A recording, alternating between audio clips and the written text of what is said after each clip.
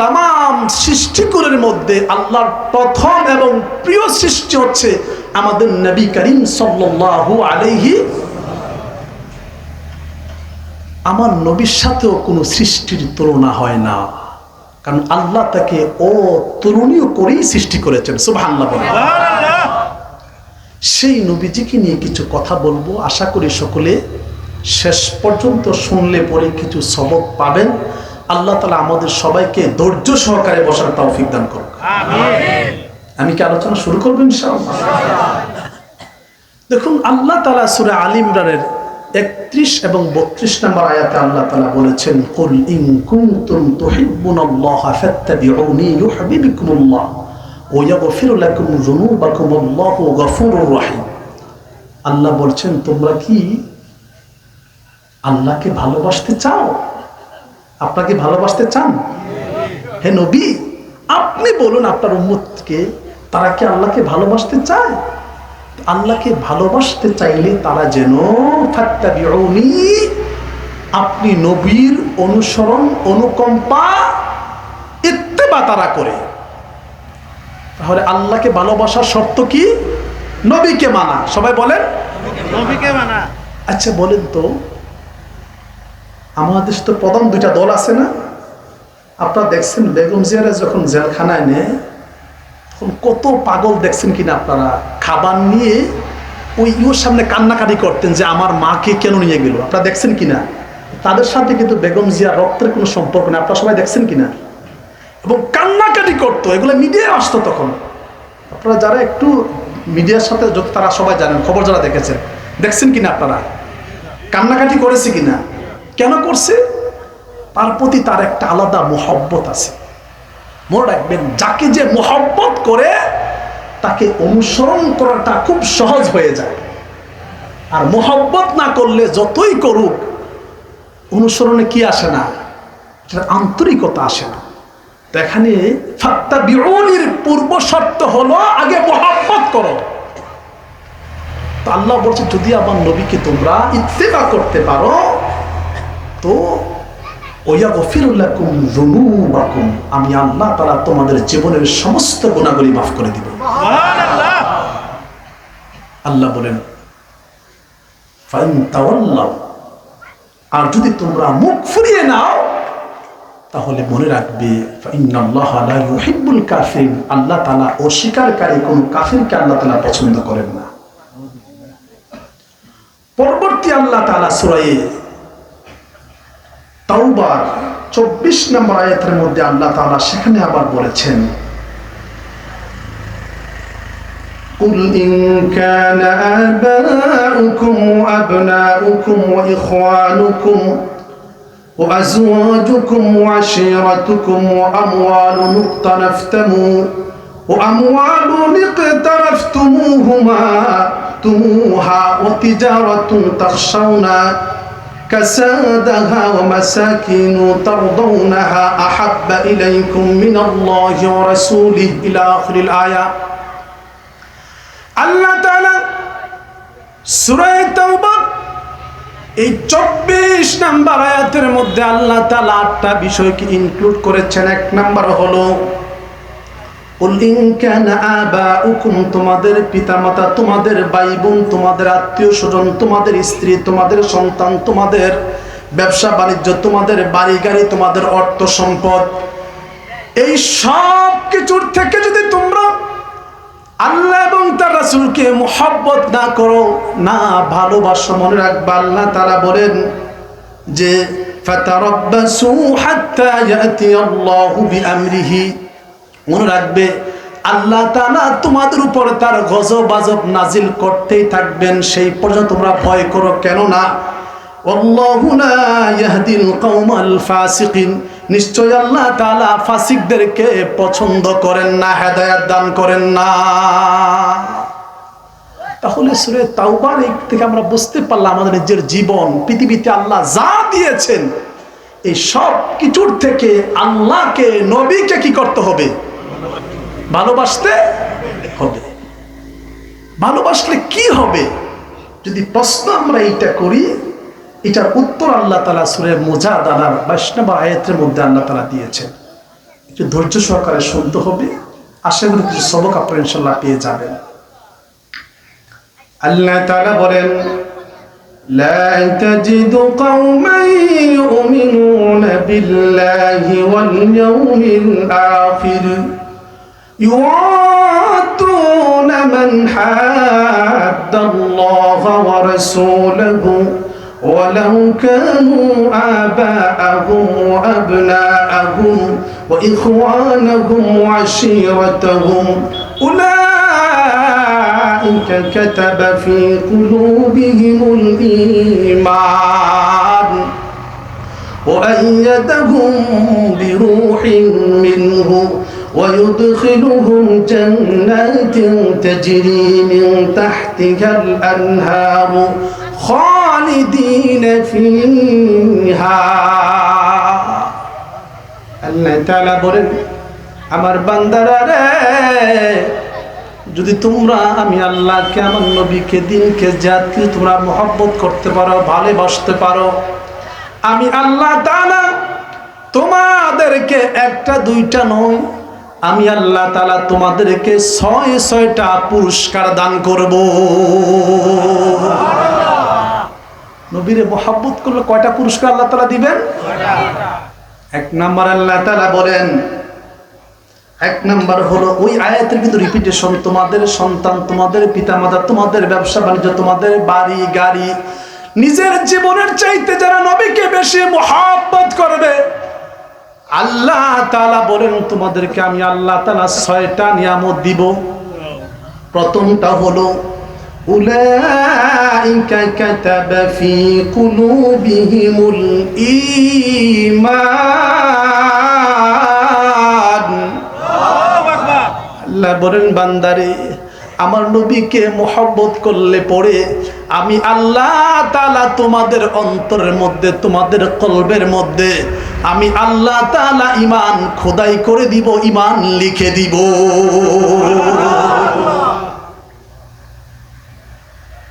বুঝতে পারতেছেন ঈমানের কত গুরুত্ব? আল্লাহর বহু বান্দা জীবনে শুধু ঈমান আনছে, দিল থেকে মুহাব্বত করে, সাথে সাথে মৃত্যুবরণ করছে, একটা আমল করে নাই, একক তো নামাজ পড়ে নাই, সে কোরআন তেলাওয়াত করে নাই, কিছু করে নাই, আল্লাহর এই বান্দা জান্নাতে চলে যাবে। সুবহানাল্লাহ! ঈমানটা কত দামি! আল্লাহু আকবার! আল্লাহ বলেন, আমার নবীকে মুহাব্বত করলে পরে আমি আল্লাহ তাআলা তোমাদের অন্তরের মধ্যে, তোমাদের কলবের মধ্যে উলাইকা কাতাবা ফি কুলুবিহিমুল ঈমান, আমি আল্লাহ তাআলা তোমাদের কলবের মধ্যে আমি আল্লাহ তাআলা ঈমান খোদাই করে দিব, ঈমান লিখে দিব। আমি আল্লাহ তোমাদেরকে ঈমান দান করে দিব। আর ঈমান নাই যার, তার কোনো কিছুই নাই। আদবের পরে ঈমান, ঈমানের পরে আমল। যদি আদব না থাকে ঈমান নষ্ট হয়ে যাবে, আর ঈমান না থাকলে পরে আমল কোনো কাজে আসবে না। এই জন্য যারা যুবক আছেন, তাদের রক্তে এখন গরম, তাদের দৃষ্টি আকর্ষণ করি। মনে রাখবেন, আল্লাহ নবী বলেছেন, আল কাবীর খায়র, যত কল্যাণ, যত মঙ্গল, যত খাইর আছে, যত ভালো আছে, সব হচ্ছে বড়দের মধ্যে। সুবহানাল্লাহ বলেন। আল্লাহু আকবার। ইয়া রাসূলুল্লাহ,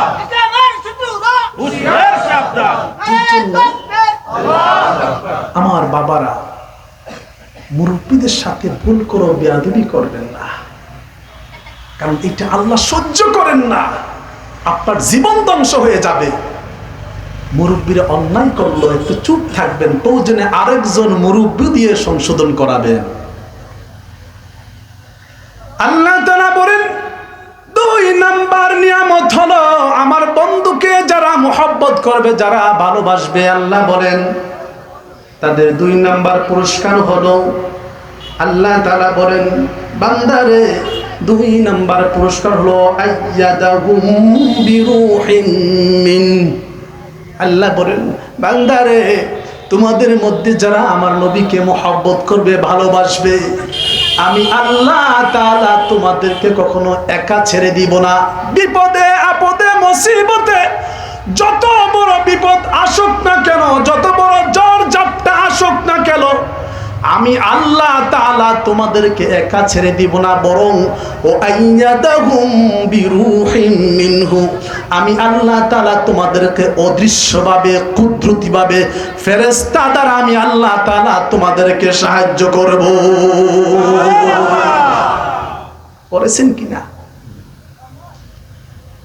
বদরের যুদ্ধে মুসলমানদের সৈন্য সংখ্যা মাত্র 313 জন, অপরদিকে অমুসলিমদের হচ্ছে মাত্র তাদের 1000-এর অধিক সশস্ত্র, মুসলমানরা নিরস্ত্র, কিন্তু বিজয় লাভ কারা করেছে? আপনারা দেখেন নাই 5 জুলাই, যে 25 জুলাই থেকে শুরু করে 5 আগস্ট পর্যন্ত ছাত্র কয়জন আছে বলেন তো দেখি? খুব বেশি ছাত্র কিন্তু নাই।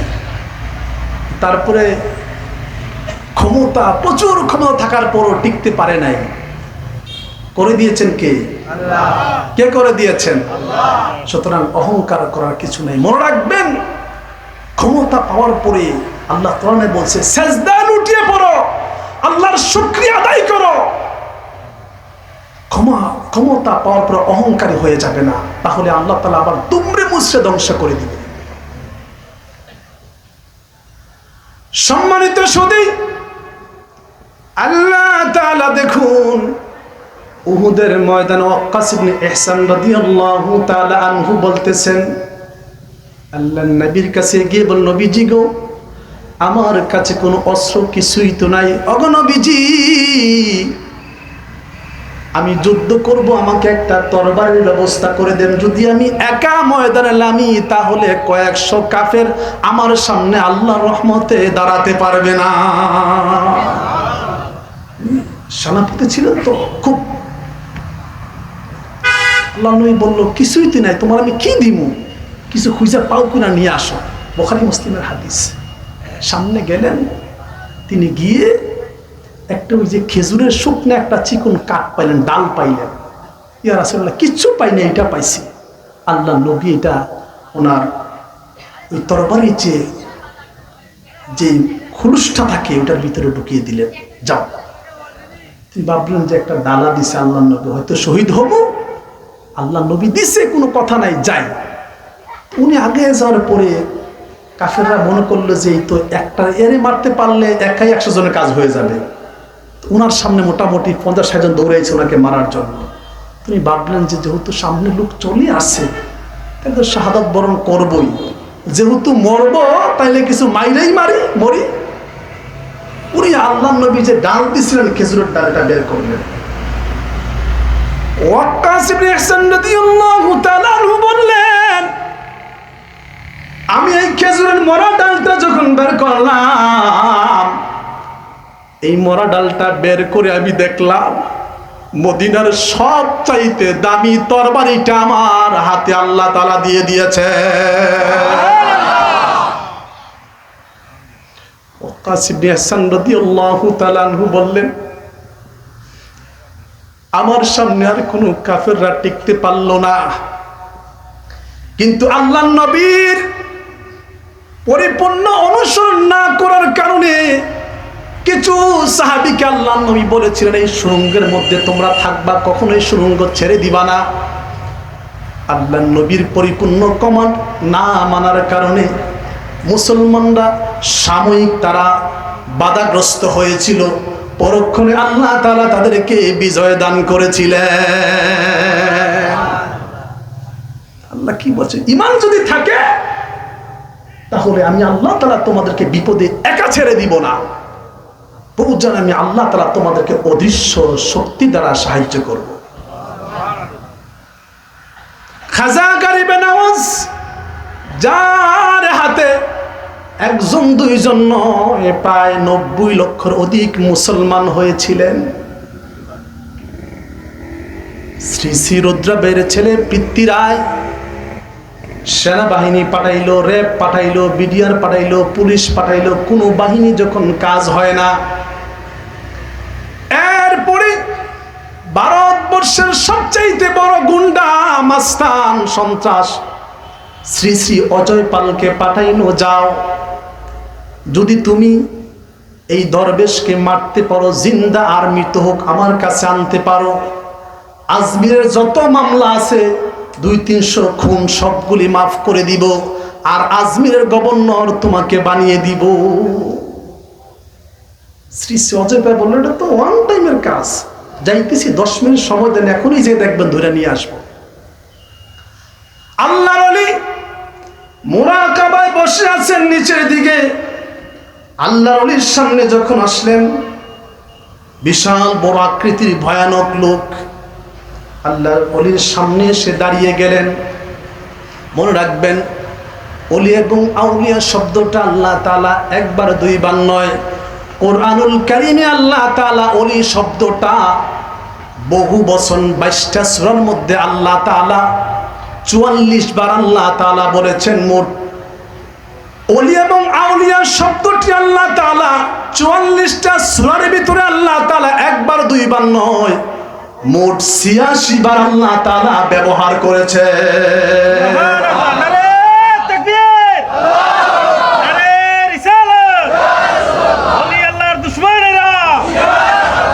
শুধু তাই নয়, শুধু তাই নয়, এসএম এবং ফেল হিসাবে, ভারব এবং নাউন হিসাবে, ক্রিয়া এবং বিশেষ হিসাবে এই ওলি এবং আউলিয়া শব্দটা আল্লাহ তাআলা কোরআন শরীফে 137 বার ব্যবহার করেছেন। ওলি আউলিয়া শব্দের সমার্থক শব্দ হাদি এবং মুর্শিদ অসংখ্যবার আল্লাহ তাআলা ব্যবহার করেছেন কোরআনুল কারীমে। যদি বলেন যে আমরা স্কুলে কেন যাই, মাদ্রাসায় কেন যাই, কি জন্য যাই বলেন তো দেখি, সবাই বলেন। এবার যদি বলেন বাবা মার চেয়ে বড় শিক্ষক কে আছে, স্কুলে যাব না, মাদ্রাসায় যাব না, আজকে থেকে বাবা মার কাছে ঠিকবো, কথাটা কি আসলে ঠিক না বেটি? এই কথা যে বলবে নিশ্চয়ই সে শিক্ষাকে পছন্দ করে না, বরং সে শিক্ষাকে ধ্বংস করার জন্য পিতামার নামটা সামনে আসছে, মানুষকে ধ্বংস করার জন্য, ঠিক কিনা বলে? পিতামাকে সম্মান দিতে যাইয়া সে মূলত ওই পিতামাকে ধ্বংস করে দিবে। এই জন্য মনে রাখবেন, আল্লাহ তাআলা সূরা লুকমানের 20 নম্বর আয়াতের মধ্যে আল্লাহ তাআলা বলেছেন, আসবাগা আলাইকুম নি'মাতাহু যাহিরাতাও ওয়া বাতিনা। আল্লাহ তাআলা বলেন, বান্দারে আমি আল্লাহ তাআলা তোমাদেরকে 2 ধরনের নিয়ামত দিয়েছি, 2 ধরনের ইলম দিয়েছি। যাহিরান ইলমে শরীয়ত, বাতিনান ইলমে তাসাউফ বা মারিফত। মনে রাখবেন, এই 2টা ইলমের সমন্বয় যাদের আছে তারা হচ্ছেন মুহাক্কিক আলেম, আর এই 2 ইলম যার নাই সে হচ্ছে জালেম।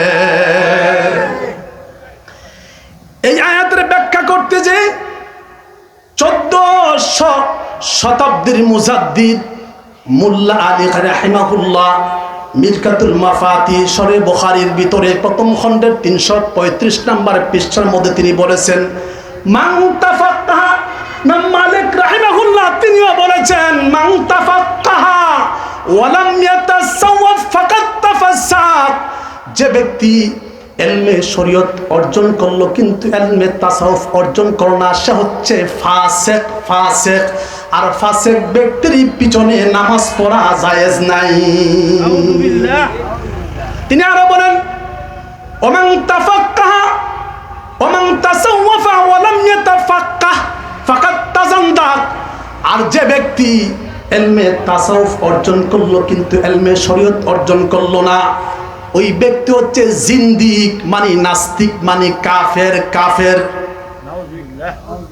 আর তিনি বলেন, ওমান জামা বাইনাহুমা ফাকাদ তাহাক্কাকা। আর যে ব্যক্তি 2টা ইলম অর্জন করলো, এই 2টা ইলম যে ব্যক্তি অর্জন করলো, ওই ব্যক্তি হচ্ছেন মুহাক্কিক, হক্কানি আলেম।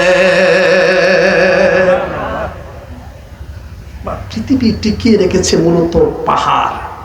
এই পৃথিবী হচ্ছে শরীয়ত, আর পাহাড়গুলি হচ্ছে তাসাউফ, ইলমে মারিফত। এই যে বিল্ডিং, এটার যে মূল ফাউন্ডেশন, এটা হচ্ছে তাসাউফ, আর উপরে যে আপনারা যে গাঁটটি দেখেন, ওয়াল দেখেন, এইটা হচ্ছে শরীয়ত। দুইটা এলেমে খুব জরুরি বিষয়, কিন্তু লম্বা আলোচনা দিকে আমি যেতে চাই না। সুতরাং এই দুইটা এলেম এত গুরুত্বপূর্ণ।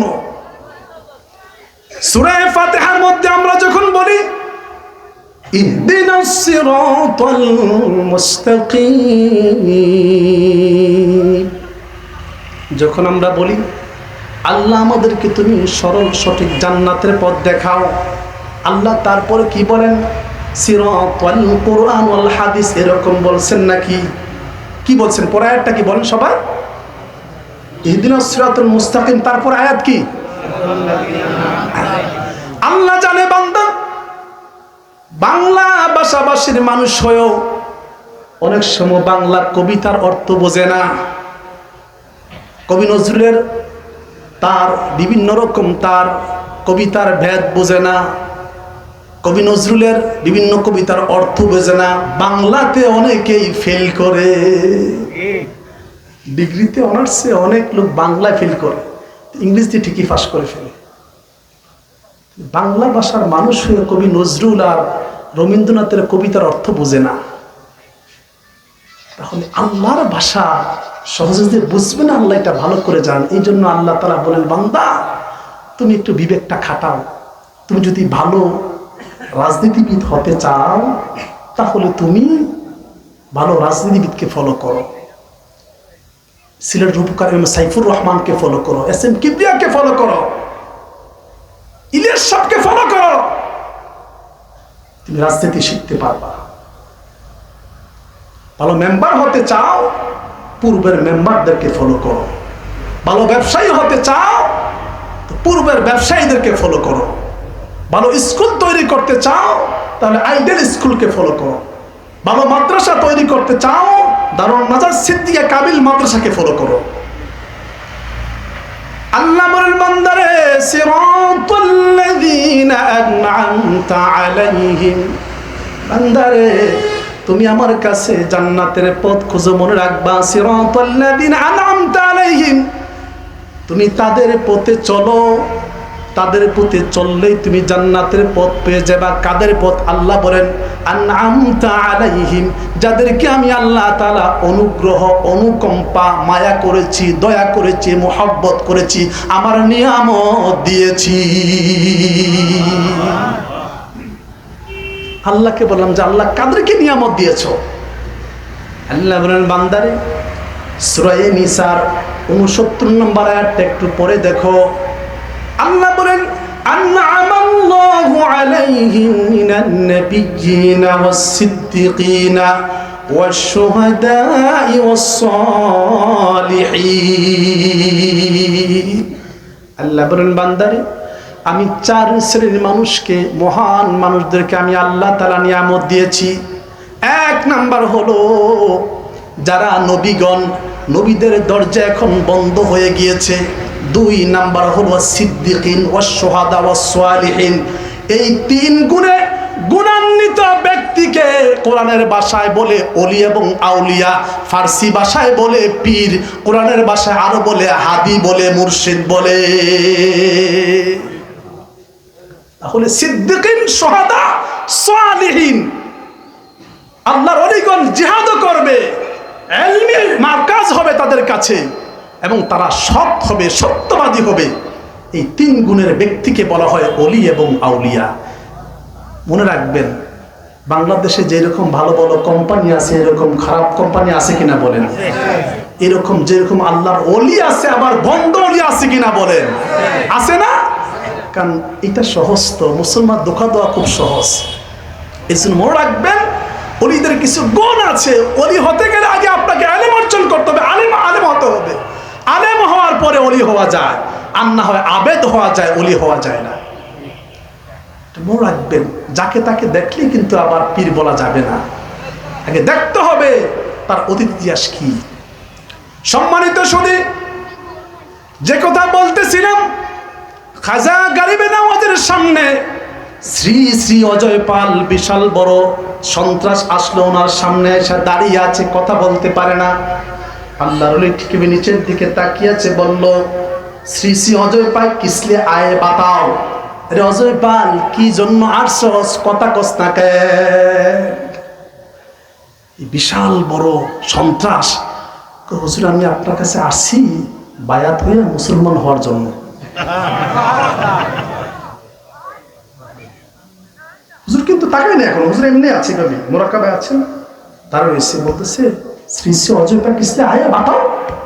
এই শ্রী শ্রী অজয় পাল কি জন্য আসছো বলো? হুজুর আসছি আপনার হাতে বায়াত গরম হয়ে আমি মুসলমান হয়ে যাবো গা। আল্লাহ বলেন যে বাত হ্যায়, এই অজয় পাল তুই মিথ্যা বলেছো, বরং তুমি আমাকে মারার জন্য আসছো। না হুজুর আসি নাই। আল্লাহ রলি তখন বলল চ্যালেঞ্জ করতা হে তেরি জেব মে চাকু হে।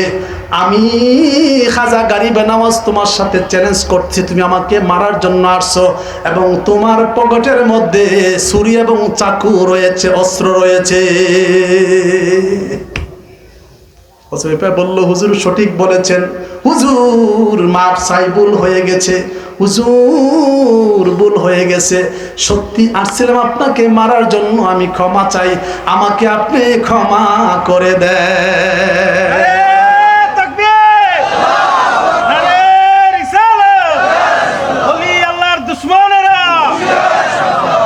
সম্মানিত সুধী, আমি যেটা বুঝাইতে চাই, আল্লাহর ওলি সেই ইমাম বুখারীর দেশ ইস্তাম্বুল থেকে তিনি পড়াশোনা শেষ করে বাগদাদে আসলেন। আল্লাহর ওলি ওসমান হারুনির কাছে প্রায় 21 বছর সেখানে তিনি রিয়াজত, মুশাহাদা, মুরাকাবা করে আল্লাহর নবীকে স্বপ্নে ওয়ার্ডারে তিনি ভারতবর্ষে আসলেন। কোনো ক্ষমতা নাই, কিছু নাই, কিচ্ছু নাই, পুলিশ নাই, আর্মি নাই, বিডিআর নাই, কিন্তু আছে, আজ সাথে আছেন কে? এত বিশাল বড় ভারতবর্ষের শক্তি আল্লাহর ওলির কাছে কোনো কাজে আসে নাই। আল্লাহ বলছেন যদি আমার নবীকে মুহাব্বতের মতো মুহাব্বত করতে পারো, ও আইয়াদাহুম বিরূহিম মিনহু, আমি আল্লাহ তাআলা বিপদে তোমাকে একা ছেড়ে দিব না, আমি আল্লাহ তাআলা তোমাকে কুদরতি সাহায্য করব। করছে কিনা বলেন? আল্লাহর কথার সাথে মিল আছে কিনা? এই জন্য রিসালাতের ধ্বনিতে আমরা এক হব, তাওহীদের ধ্বনিতে নয়। কি বলছি বলেন তো? রিসালাতের ধ্বনিতে এক হব, তাওহীদের ধ্বনিতে নয়। আল্লাহকে বহু খ্রিস্টানটা আল্লাহকে বিশ্বাস করে, তারও তাওহীদ মানে, কিন্তু খ্রিস্টানটা মুসলমান নয়। যারা আপনার আহলে হাদিস, যারা কাদিয়ানি, তারাও কিন্তু আল্লাহকে বিশ্বাস করে, কিন্তু তারা মুসলমান নয়, কারণ তাদের আকীদায় সমস্যা আছে। তারা আল্লাহকে পরিপূর্ণভাবে মানে না, আল্লাহর নবীকেও তারা মানে না। এই জন্য তাদেরকে আমরা মুসলমান করি না। সম্মানিত শুধু তার রিসালার স্লোগানে আমরা সামনের দিকে আগাবো। আল্লাহ তাআলা বলেন, আরে বান্দা, আমি আল্লাহ তাআলা তোমাকে 2 নাম্বার পুরস্কার দিব। ও আইয়াদাহুম বিরূহিম মিনহু, আমি আল্লাহ তাআলা তোমাকে বিপদে একা ছেড়ে দিব না, আমি আল্লাহ তাআলা তোমাকে গায়বী কুদরতি সাহায্য দ্বারা সাহায্য করব। 3 নম্বরে আল্লাহ তাআলা বলেন, ও আমার বান্দারা, আমি আল্লাহ বললাম 3 নম্বর পুরস্কার হলো যারা আমার নবীকে মুহাব্বত করবে। আল্লাহ তাআলা বলেন, ويدخلهم جنات تجري من تحتها الأنهار خالدين فيها। আল্লাহ তাআলা বলেন, বান্দারে 3 নাম্বার পুরস্কার হলো যারা আমার নবীকে মুহাব্বত করবে, ভালোবাসবে, তাদেরকে আমি আল্লাহ তাআলা এমন জান্নাতে প্রবেশ করাবো, জান্নাতে দাখিল করাবো, যে জান্নাতের তলদেশ দিয়ে নহর সমূহ রয়েছে, এই শরবতের নহর, মধুর নহর, দুধের নহর। আমি আল্লাহ তাআলা তোমাকে এমন জান্নাতে প্রবেশ করাবো যে জান্নাতে ঢুকলে পরে আর বের হওয়ার সুযোগ নাই। নবীকে ভালোবাসলে 3 নম্বর পুরস্কার কি? আমরা জান্নাত পাবো। কি পাবো? সবাই বলেন কি পাবো? জান্নাত পাবো। এই জন্য আমার বাবারা নবীকে মুহাব্বত করতে হবে। এরপরে আল্লাহ তাআলা বলেন, 4 নাম্বার পুরস্কার রাদিয়াল্লাহু আনহুম ওয়া রাদু আনহু, আমি আল্লাহ তোমাদের উপর খুশি হয়ে যাব, রাজি হয়ে যাব, আর তোমরাও আল্লাহর উপরে রাজি খুশি হয়ে যাবে। আল্লাহ বলেন, মনে রাখবা আমি আল্লাহ তোমাদেরকে ঘোষণা করলাম উলাইকা হিজবুল্লাহ, আমি আল্লাহ তাআলা তোমাদেরকে হিজবুল্লাহ বললাম, তোমরা হচ্ছ আমি আল্লাহর দল, আমি আল্লাহর বান্দা। আর 6 নাম্বার হলো আলা ইন্না হিজবাল্লাহি হুমুল মুফলিহুন, সাবধান সাবধান মনে রাখবা, যারা আমার দল হয়ে যাবে তাদেরকে আমি আল্লাহ তাআলা সব সময় সফল কাম করব। তারা দুনিয়াতেও সফল কাম, পরকালেও সফল কাম। নবীজি হাদিস শরীফের মধ্যে বলেন, আমার উম্মতেরা রে, যদি তোমরা আমি নবীকে মুহাব্বত করতে পারো, আমি নবী তোমাদেরকে 3 জগতে আমি নবী তোমাদেরকে রহমত দিব। কেননা আমার আল্লাহ তাআলা নবীকে পাঠিয়েছেন, ওয়ামা আরসালনাকা ইল্লা রাহমাতাল লিল আলামিন। আল্লাহ তাআলা বলেন, আমার নবীকে আমি তাম সৃষ্টিকুলের রহমত করে পাঠিয়েছি। আল্লাহ হচ্ছেন তামাম সৃষ্টি জগতের পালনকর্তা, রক্ষাকর্তা, সৃষ্টিকর্তা। আর সৃষ্টি বলতে যা আছে সব কিছুর জন্য আমার নবী হচ্ছেন রহমত। নবীজি বলেন 3 জগৎ হলো কি? 1 নাম্বার হলো দুনিয়া, 2 নাম্বার কবর, 3 নাম্বার হলো হাসর। নবী বলেন এই 3 জায়গার মধ্যে আমি নবী তোমাদেরকে 6 মোট 18টা পুরস্কার দান করব। কয়টা? সবগুলা বলার সময় নাই। দুনিয়াতে কি উপকার করবেন 2-1টা বলি। নবী বলেন, আল্লাহ তাআলা কোরআনে অসংখ্য আয়াতে বলেছেন, সবগুলি বলার সময় নাই, কারণ এতক্ষণ ধৈর্য আপনাদের কোলাবে না। নবী যে রহমত, তার উত্তম দৃষ্টান্ত হলো, মনে রাখবেন পূর্বের নবীর উম্মতগণ যারা আছেন তারা নির্দিষ্ট একটা জায়গায় যে ইবাদত করতে হতো। সাপোজ মনে করেন যদি আমাদের সকলকে মৌলভীবাজারের শহরে গিয়ে নামাজ পড়তে হতো, বলেন তো 5 ওয়াক্ত নামাজি কয়জন খুঁজে পাওয়া যেত? আমরা কি করতাম? রাত্রে এখান থেকে কমপক্ষে 2টা বাজে রওনা হইতো আমাদেরকে গাড়ি নিয়ে। কারণ মৌলভীবাজার শহরে গিয়ে আমাদের কি করতে হয়? ফজরের নামাজ কয়জন পাওয়া যাবে? এখন তো ঘাটে ঘাটে এক গ্রামে মসজিদ হলো 8টা, তারপরে মুসল্লি খুঁজে পাওয়া যায় না। আর তৎকালীন যুগে অন্য নবীর আমলে তাদের উম্মতদের কাজ ছিল, নির্দিষ্ট জায়গা ছিল, ওইখানে গিয়েই ইবাদত করতে হবে। আমার নবীজি যখন দেখলেন, নবীজি আল্লাহর কাছে প্রার্থনা করেন, মাবুদ আমার উম্মতদের হায়াত কম, দুর্বল, আমার উম্মতের বড় কষ্ট হয়ে যাবে। আল্লাহ বললেন, নবীজি আপনি কষ্ট পাবেন, আমি আল্লাহ সেটা সহ্য করতে পারবো না। আমি আল্লাহ আপনাকে এমন নিয়ামত বানিয়ে দিলাম, তামাম সৃষ্টিকুলটা আপনার উম্মতের জন্য মসজিদ বানিয়ে দিলাম। রাস্তায় মসজিদ, বাজারে যাও মসজিদ, এবং তুমি ঘাটে যাও মসজিদ, আর হাওরের মধ্যে যাও কৃষি কাজ করো সেইটাও মসজিদ। যেখানে সময় হবে আযান দিয়ে দিবে, সেখানেই তুমি দাঁড়িয়ে যাও।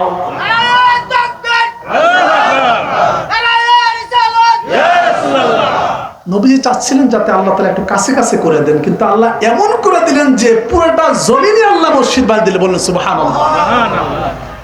সম্মানিত শুধু তাই নয়, অন্য নবীদের আমলে যদি জামার মধ্যে নাপাকি লাগতো তাহলে জামাটা কেটে ফেলে দিতে হতো। নাপাকি জায়গাটা, শরীরের কোনো জায়গায় নাপাকি লাগলে পরে ওই জায়গাটা গসায় গসায় চামড়া উঠাই ফেলতে হতো।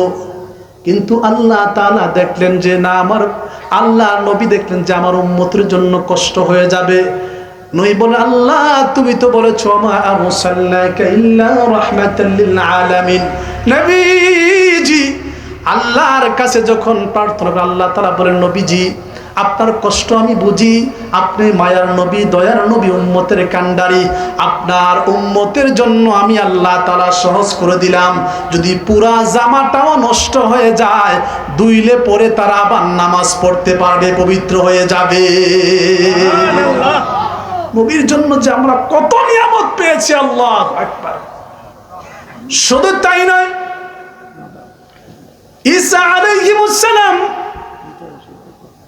যাচ্ছেন রাস্তা দিয়ে, প্রতিমধ্যে দেখতেন খুব সুন্দর একটা পাথর দেখা যায়, দবদবে পাথর, সাদা মার্বেলের পাথর, বিশাল বড় পাথর। আল্লাহ নবী আল্লাহকে বললেন, মাবুদ পাথরটা বড় সুন্দর লাগে। আল্লাহ বলেন, শুধু পাথরটা সুন্দর নয়, তার চাইতে আরো আশ্চর্য একটা বিষয় আছে। কি গো আল্লাহ? ওই পাথরের ভিতরে আঘাত করো। ঈসা আলাইহিস সালাম যখন আঘাত করলেন, পাথরটা মাঝখানে ফেটে দুইটা টুকরা হয়ে গেল। তিনি দেখতেন ভিতরে একজন মুরব্বী দাঁড়িয়ে দাঁড়িয়ে আল্লাহর জিকির তাসবিহ ইবাদত করতেছে। ঈসা আলাইহিস সালাম বললেন, দরবেশ তুমি কে গো? এখানে তুমি কি করো? কই এখানে আমি আল্লাহর ইবাদত বান্দি করি। কতদিন ধরে? কয় 400 বছর ধরে এখানে আমি ইবাদত বান্দি করি। খাবার কোত্থেকে পাও? আল্লাহ তাআলা কুদরতি ভাবে এই পাথরের ভিতরে আমার জন্য ফলমূল পাঠিয়ে দেয়। ঈসা আলাইহিস সালাম দেখে আশ্চর্য হয়ে গেল। আল্লাহ তাআলা বলেন, ঈসা রে, আশ্চর্য হওয়ার কিছু নাই। আমার বন্ধু নবী পৃথিবীতে আসবে। ওই বন্ধু যখন আসবে, আমার বন্ধুর উম্মতদেরকে আমি সবে মেরাজ, সবে বরাত, সবে কদর দিব। একটা রাত যদি বন্ধুর উম্মতের ইবাদত বান্দিকে সঠিকভাবে করতে পারে, আবেগের সাথে, ইমোশনের সাথে, মহব্বতের সাথে, ওই 400 বছর নয়, 1000 বছর ইবাদতের চাইতে আরো বেশি সওয়াব দিয়ে দিব। অন্য নবীর উম্মতেরা গুনাহ করত কম, হায়াত পাইতো বেশি এবং নেকামল করত বেশি। কিন্তু আমরা হায়াত পাই কম, গুনাহ করি বেশি। ঠিক কিনা বলে? কিন্তু বলুন তো, কিয়ামতের ময়দানে সব নবীর ভিতরে কোন নবীর উম্মতের মর্যাদা বেশি হবে? লা ইলাহা ইল্লাল্লাহ, লা ইলাহা ইল্লাল্লাহ, লা ইলাহা ইল্লাল্লাহ। তবরকের ব্যবস্থা আছে কিন্তু, সবাই থাকবেন ইনশাআল্লাহ। লা ইলাহা ইল্লাল্লাহ,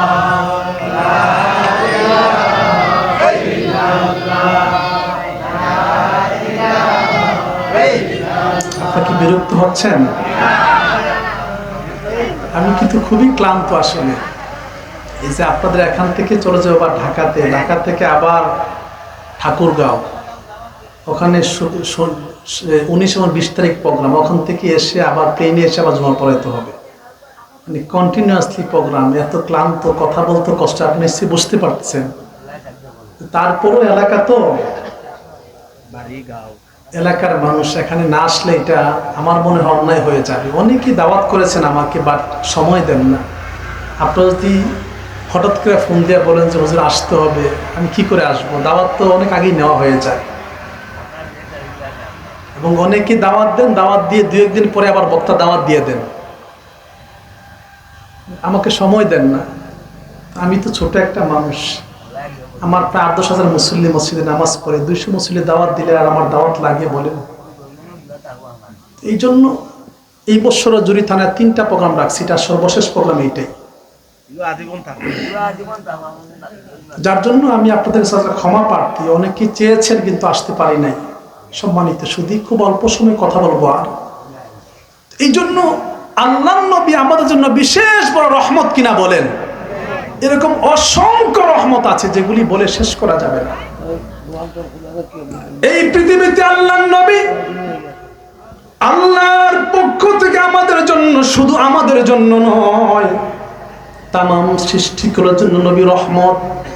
জড় বস্তু বলেন আর জড় সারা বস্তু বলেন, পশু বলেন, মানুষ বলেন, কাঠ বলেন, পতঙ্গ বলেন, শুকনা বলেন, বীজা বলেন, সকল কিছুর জন্য আমার নবীজি রহমত।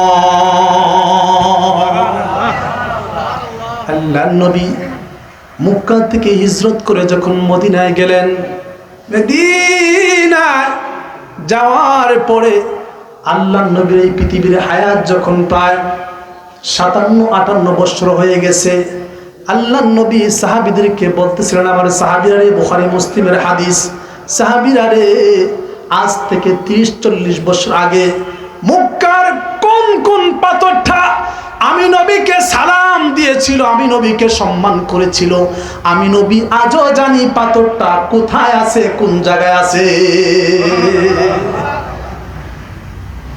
নবী বলেন হয়তো পাথরটাকে সয়ে অন্য জায়গায় নিয়ে গেছে, কিন্তু আমি নবী মদিনায় বসে দেখি মক্কার কোন কোন পাথরগুলি আমি নবীকে মুহাব্বত করেছিল। আল্লাহু আকবার।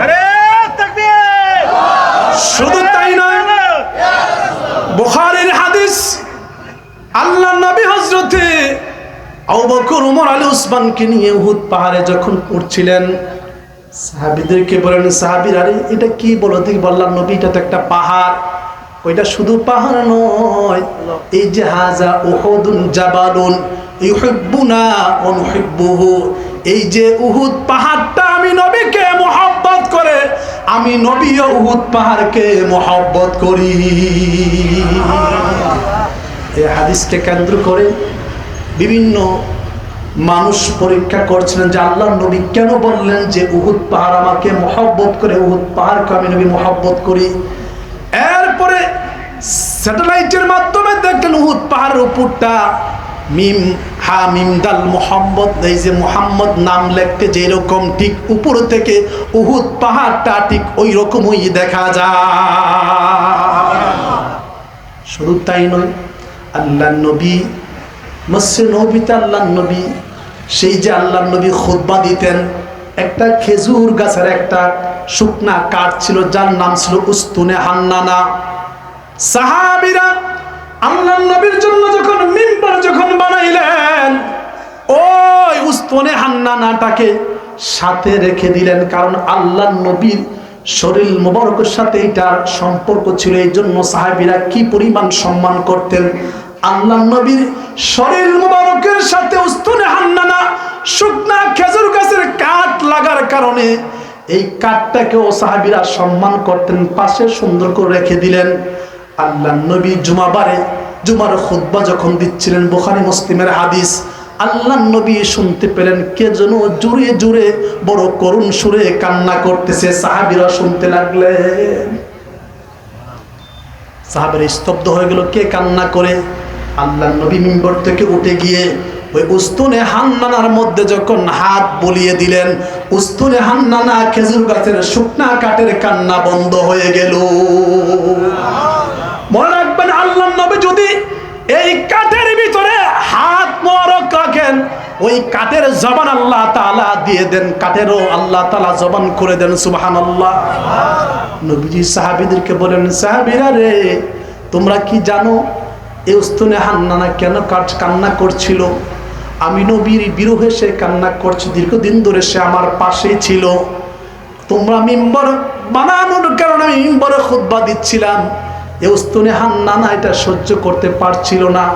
আমি নবী তাকে দুইটা অপশন দিলাম, উস্তুনে হান্নানা রে, আরে উস্তুনে হান্নানা, আমি নবী তোমাকে দুইটা অপশন দিলে, একটা হলো আমি নবী তোমাকে কোথাও লাগিয়ে দিব, কিয়ামত পর্যন্ত তুমি হায়াত পাবা, তোমার ফল মূল হবে, মানুষ খেয়ে খেয়ে তোমার জন্য দোয়া করবে। আরেকটা হলো কিয়ামতে তুমি আমার সাথে থাকতে হবে, তুমি কোনটা নিবে বলো? সাহাবীরা আল্লাহর নবী উস্তুনে হান্নানা কি চেয়েছে বলে, উস্তুনে হান্নানা চেয়েছে। সে উস্তুনে হান্নানা আমি নবীর কাছে চেয়েছে, নবীজিকে দুনিয়া আমার দরকার নাই, পরকালে আপনার সাথে আমি জান্নাতে থাকতে চাই। শুধু তাই না, আলী রাদিয়াল্লাহু তাআলা বলেন, বুখারী মুসলিমের হাদিস, নবীর সাথে যখন রাস্তা দিয়ে যখন হাঁটতাম কোনো মানুষ দেখতে পেতাম না, আল্লাহর নবী শুধু বলতেন ওয়া আলাইকুমুস সালাম, ওয়া আলাইকুমুস সালাম, ওয়া আলাইকুমুস সালাম।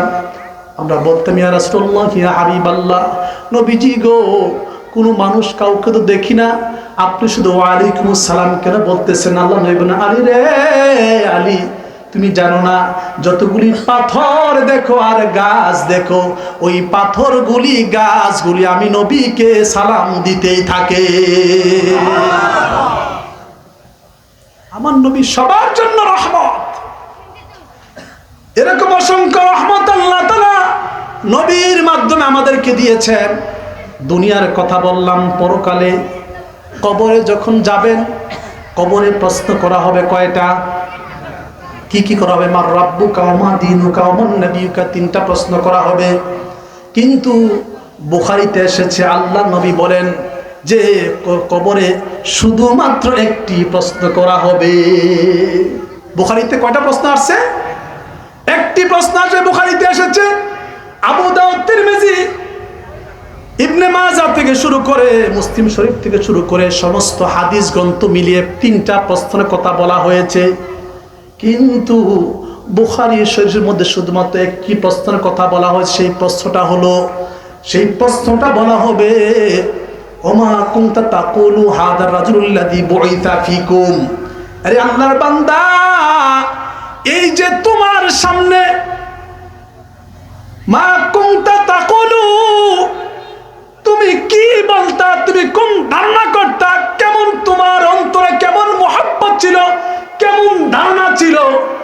হাদার রাজুলুল্লাযী বুইসা ফীকুম, হাদার রাজুলুল্লাযী, আল্লাহ নবীকে সরাসরি দেখাবেন, দেখিয়ে বলবেন এই যে মহান আল্লাহর ব্যক্তি, মহান ব্যক্তি, ওনার সম্পর্কে তুমি কি বলতা দুনিয়া থাকা অবস্থায়, তোমার ধারণা কি ছিল?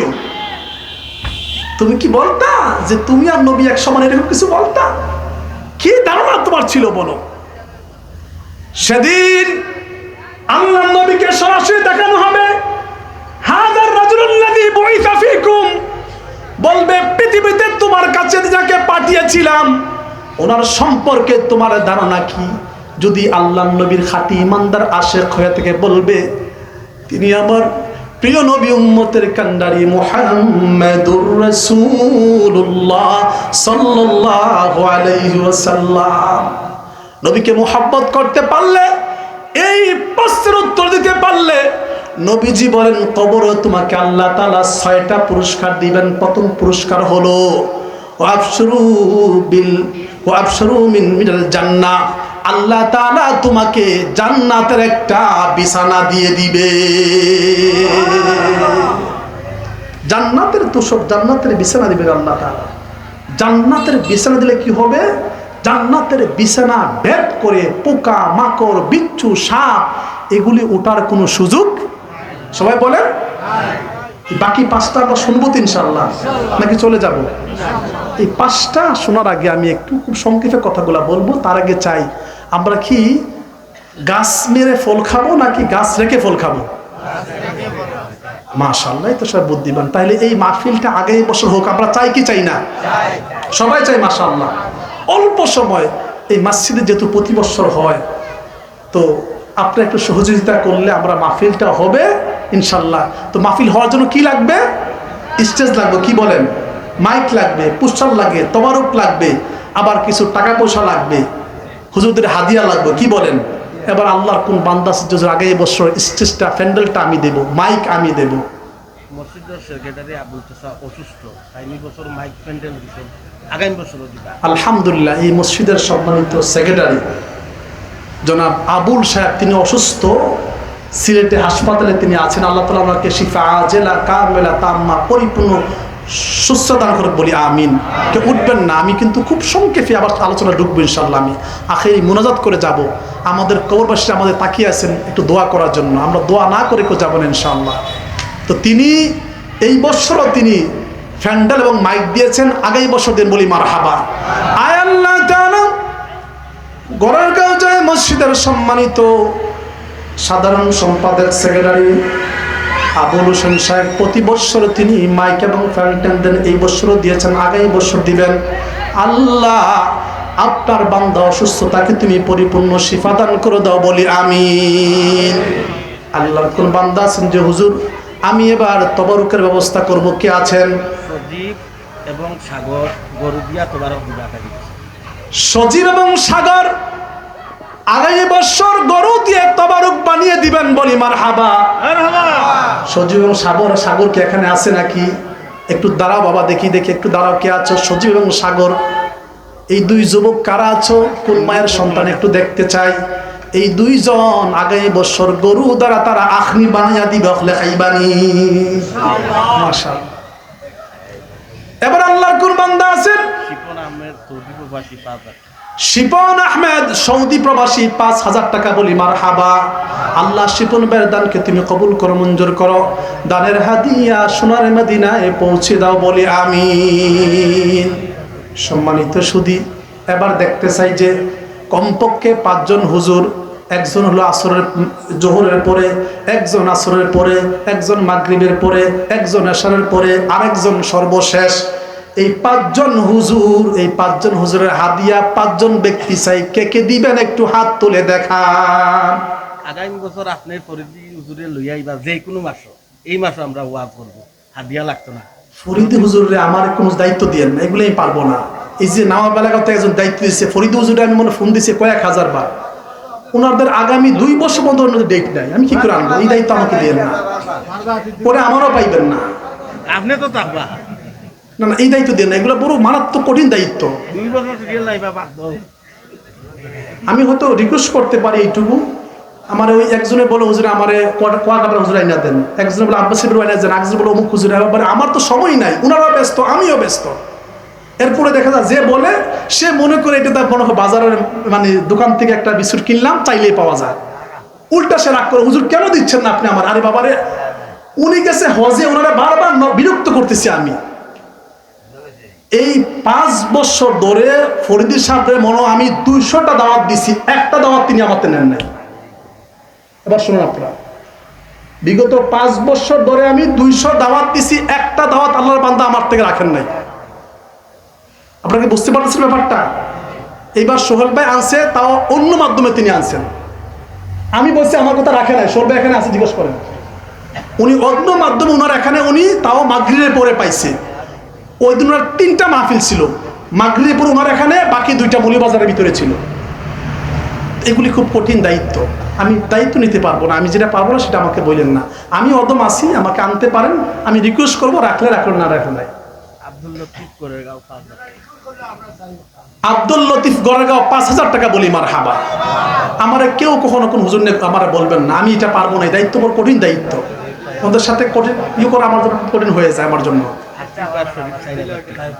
আসিফার শরীফ 4,000 টাকা বলি মারহাবা। আয় আল্লাহ তাআলা, তোমার বান্দার দানকে তুমি কবুল করো, মঞ্জুর করো। দানের হাদিয়া সোনার মদিনায় পৌঁছে দাও বলি আমিন।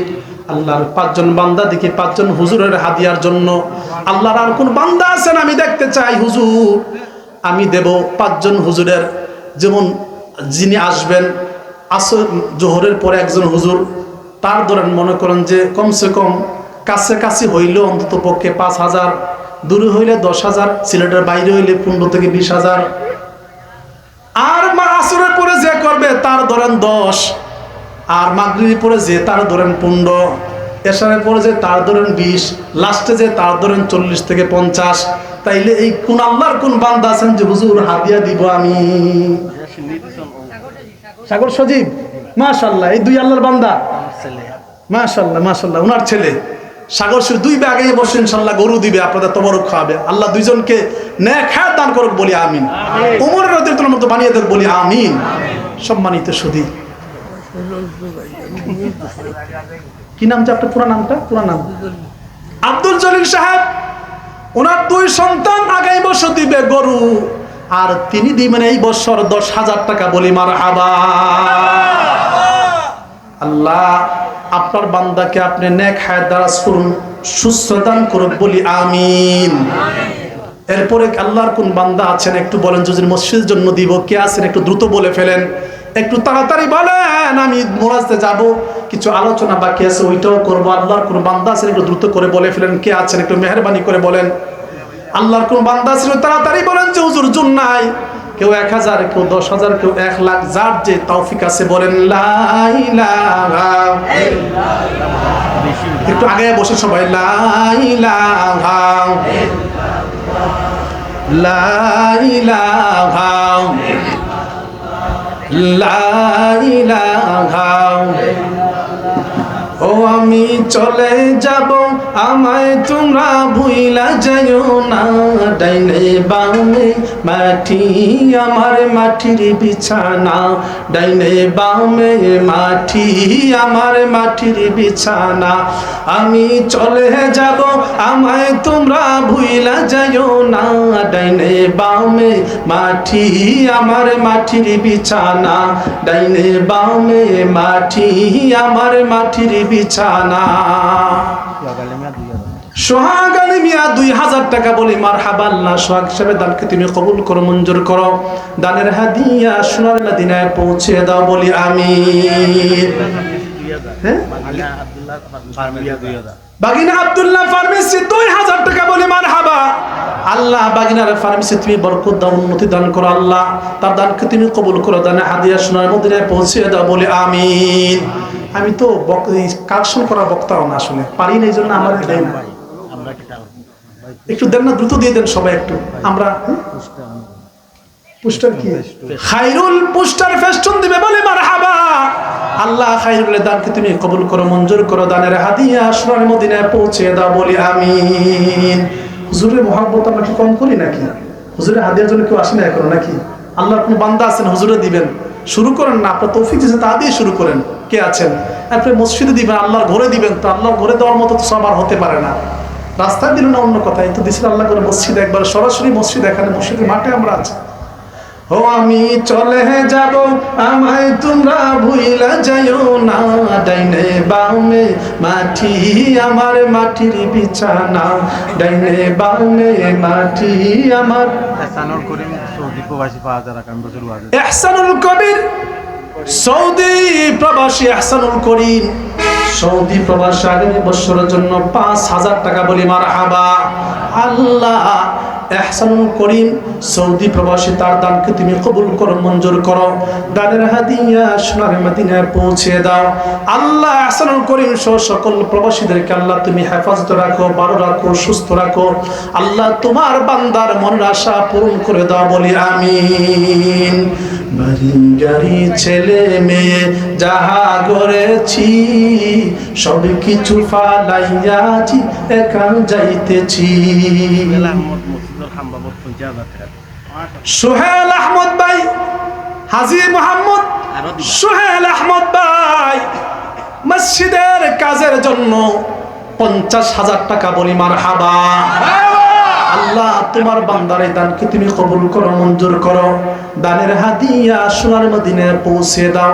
আল্লাহ তোমার বান্দা নবীর আশিক, আল্লাহ তোমার বান্দাকে নবীজির প্রকৃত আশিক হিসাবে আল্লাহ তুমি কবুল করে নাও বলি আমিন।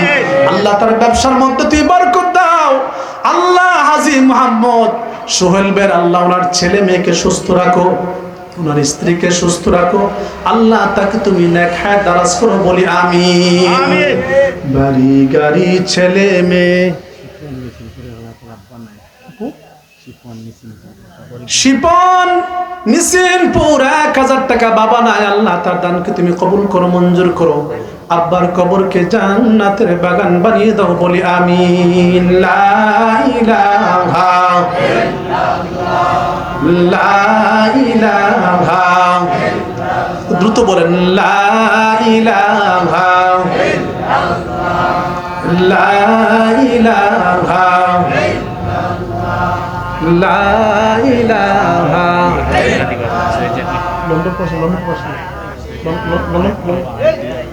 লন্ডন প্রবাসী আমাদের সাগরনাল বাড়ি, বিশ্বনাথপুর বাড়ি, সৈয়দ জাহিদুল ইসলাম ভাই। আল্লাহর বান্দা আমাকে টেক্সট পাঠিয়েছে, মেসেজ পাঠিয়েছে দোয়া করার জন্য। একজন নিরেট ভালো মানুষ, একেবারে খালেজ দিনের মানুষ, একদম প্রচার বিমুখ মানুষ, অত্যন্ত মোহব্বত করে। দেশে যখন ছিল গত 8 এবং 9 তারিখ 2টা মাহফিলেই আমার মাহফিলে উপস্থিত হয়েছেন। এখন লন্ডন প্রবাসী, ব্যবসা বাণিজ্য আছে। তিনি এই মাত্র মেসেজ দিয়েছেন তিনিও 10,000 টাকা দিবেন বলি মারহাবা। আল্লাহ সৈয়দ জাহিদুল ইসলাম ভাইকে তুমি কবুল করো, তার দানকে কবুল করো। দানের হাদিয়া সোনার মদিনায় পৌঁছে দাও। আল্লাহ তোমার বান্দার ব্যবসা বাণিজ্যের মধ্যে তুমি বরকত দান করো, তার বংশের মধ্যে তুমি বরকত দান করো, মনের আশা পূরণ করে দাও। এই আল্লাহর বান্দা অত্যন্ত সুন্দর মনের মানুষ। এই কিছুদিনের ভিতরে লক্ষ লক্ষ টাকা বিভিন্ন জায়গায় তিনি দিয়েছেন, একেবারে নিরেট আল্লাহর জন্য। আলহামদুলিল্লাহ, এরকম মানুষ আমাদের দরকার কিনা বলেন?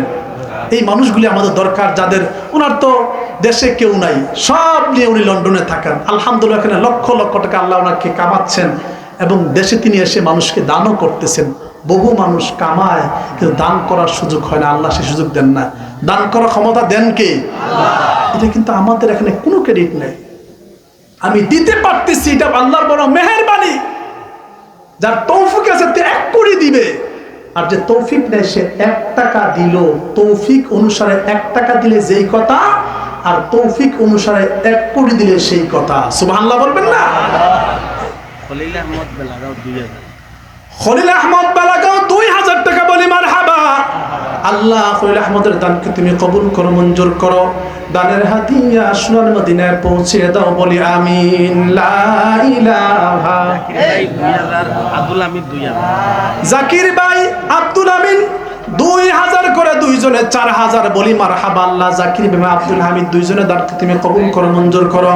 দানের হাদিয়া সোনার মদিনায় পৌঁছে দাও, বলি আমিন। লা ইলাহা। আরিফ আহমদ সৌদি প্রবাসী 3000, আরিফ আহমদ সৌদি প্রবাসী 3000 টাকা বলি মারহাবা। আল্লাহ তার দানকে তুমি কবুল করো, মঞ্জুর করো।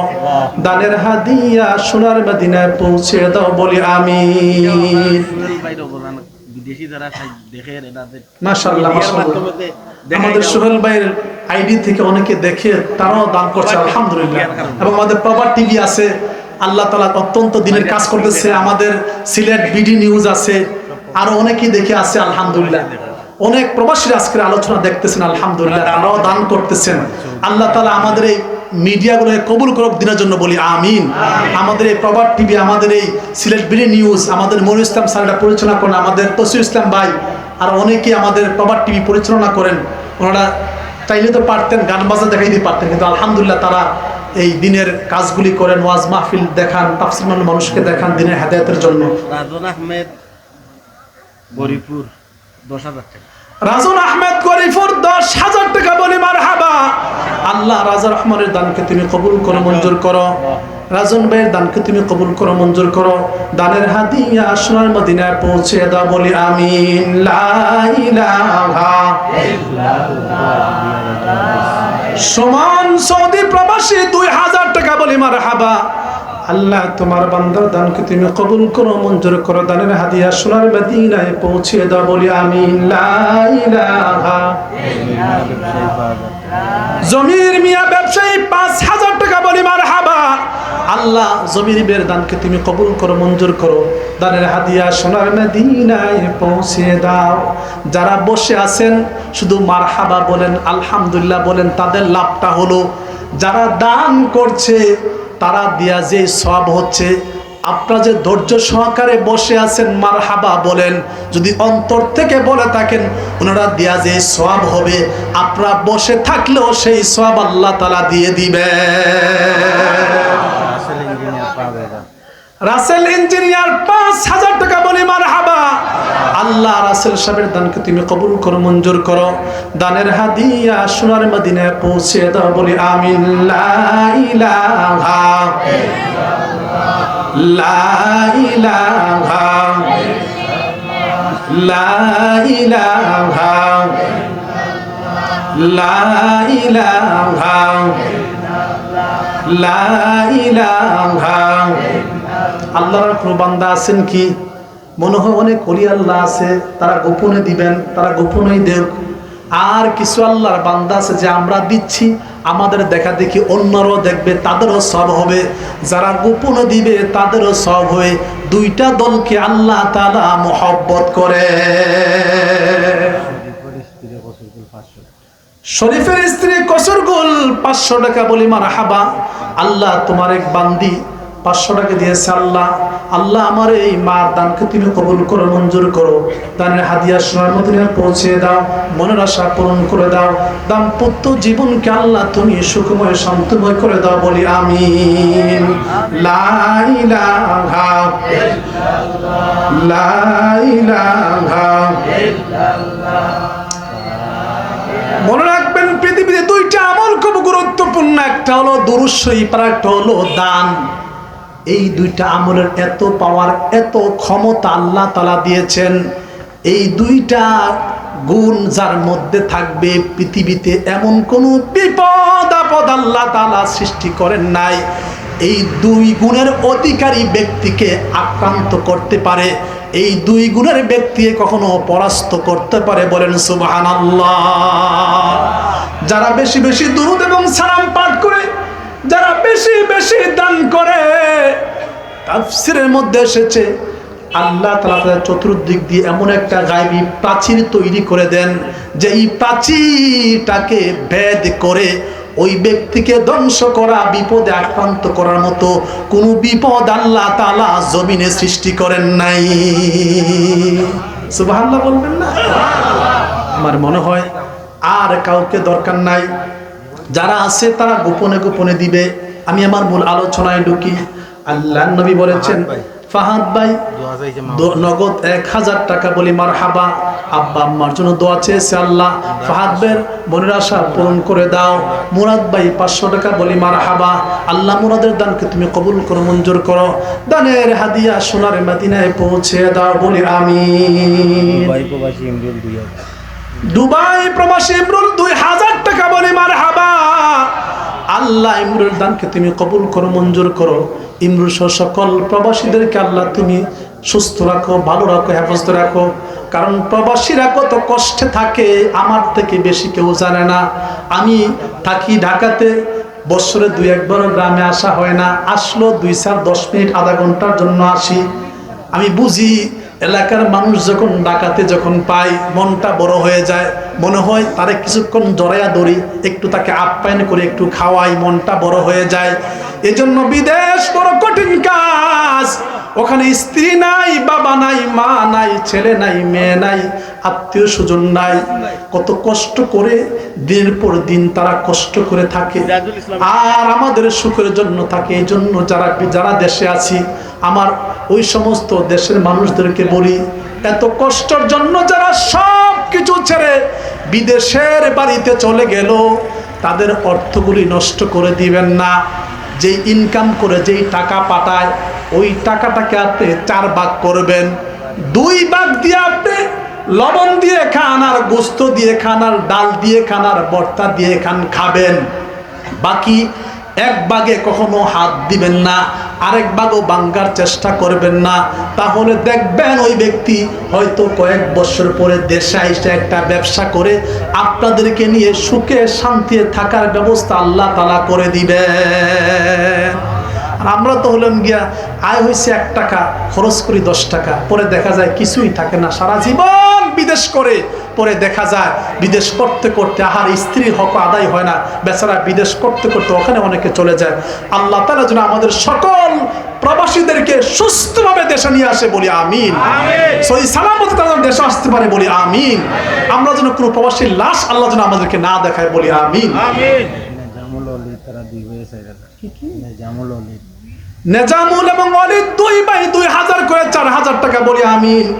আল্লাহ 2 ভাইয়ের দানকে তুমি কবুল করো, মঞ্জুর করো, দানের হাদিয়া সোনার মদিনায় পৌঁছে দাও বলি আমিন। লা ইলাহা ইল্লাল্লাহ, লা ইলাহা ইল্লাল্লাহ, লা ইলাহা।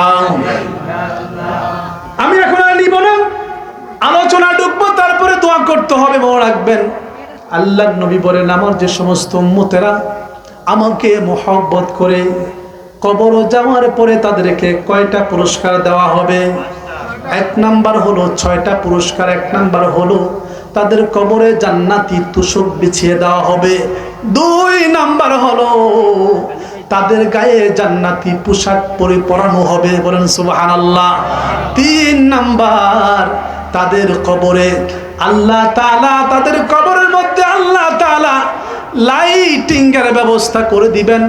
4 নাম্বার হলো কবরটা এত বড় করবেন আল্লাহ তাআলা, তার চোখের দৃষ্টি যত দূর পর্যন্ত যাবে আল্লাহ তাআলা কবরটাকে এত বড় করে দিবেন। আরেকটি পুরস্কার দিবেন, আল্লাহ তাআলা বলবেন, নাউম কা নাউমুল উরুস, আমার নবীকে মহব্বত করেছো, আমার নবীর সুন্নাতকে অনুসরণ করেছো, আজকে তুমি ঘুমাও যেরকম ভাবে বাসর রাইতে স্বামী স্ত্রী একেবারে শান্তি ভরে ঘুমায়। 6 নাম্বার, 2টা হাদিসে 2 রকম বর্ণনা আছে। কোন হাদিসে আল্লাহ তাআলা বলবেন আমার নবীকে মুহাব্বত করার কারণে তার কবর থেকে জান্নাতের একটা রাস্তা তৈরি করে দাও। আবার কেউ কেউ বলেছেন তার কবর থেকে আমার নবীর রওজা শরীফে একটা সুড়ঙ্গ করে দেওয়া হবে, নবীজির রওজা শরীফ থেকে লাইটিং এর, আর ওই ওখান থেকে নবীজির সাহাবত আল্লাহর ওই বান্দা পেতে থাকবে। এত আসতে বলেন সুবহানাল্লাহ। তাফসীরের মধ্যে এসেছে প্রথমবার কোন বান্দা যখন সুবহানাল্লাহ যখন বলবে, আলহামদুলিল্লাহ যখন বলবে, আল্লাহ যে নিয়ামত দিয়েছেন ওই নিয়ামতের শুকরিয়া আল্লাহ তাআলা আদায় করে নেবেন। 2 নাম্বার হলো যারা 2 নম্বরে আলহামদুলিল্লাহ বলবেন আল্লাহ তাআলা তাদেরকে নিয়ামত আরো বাড়িয়ে দিবেন। 3 নাম্বার হলো যারা বেশি বেশি সুবহানাল্লাহ আলহামদুলিল্লাহ বলবে আল্লাহ তাআলা তাদের জীবনের গুনাহগুলি মাফ করে দিবেন। আরো আসতে বলুন, কেউ শুনলে আবার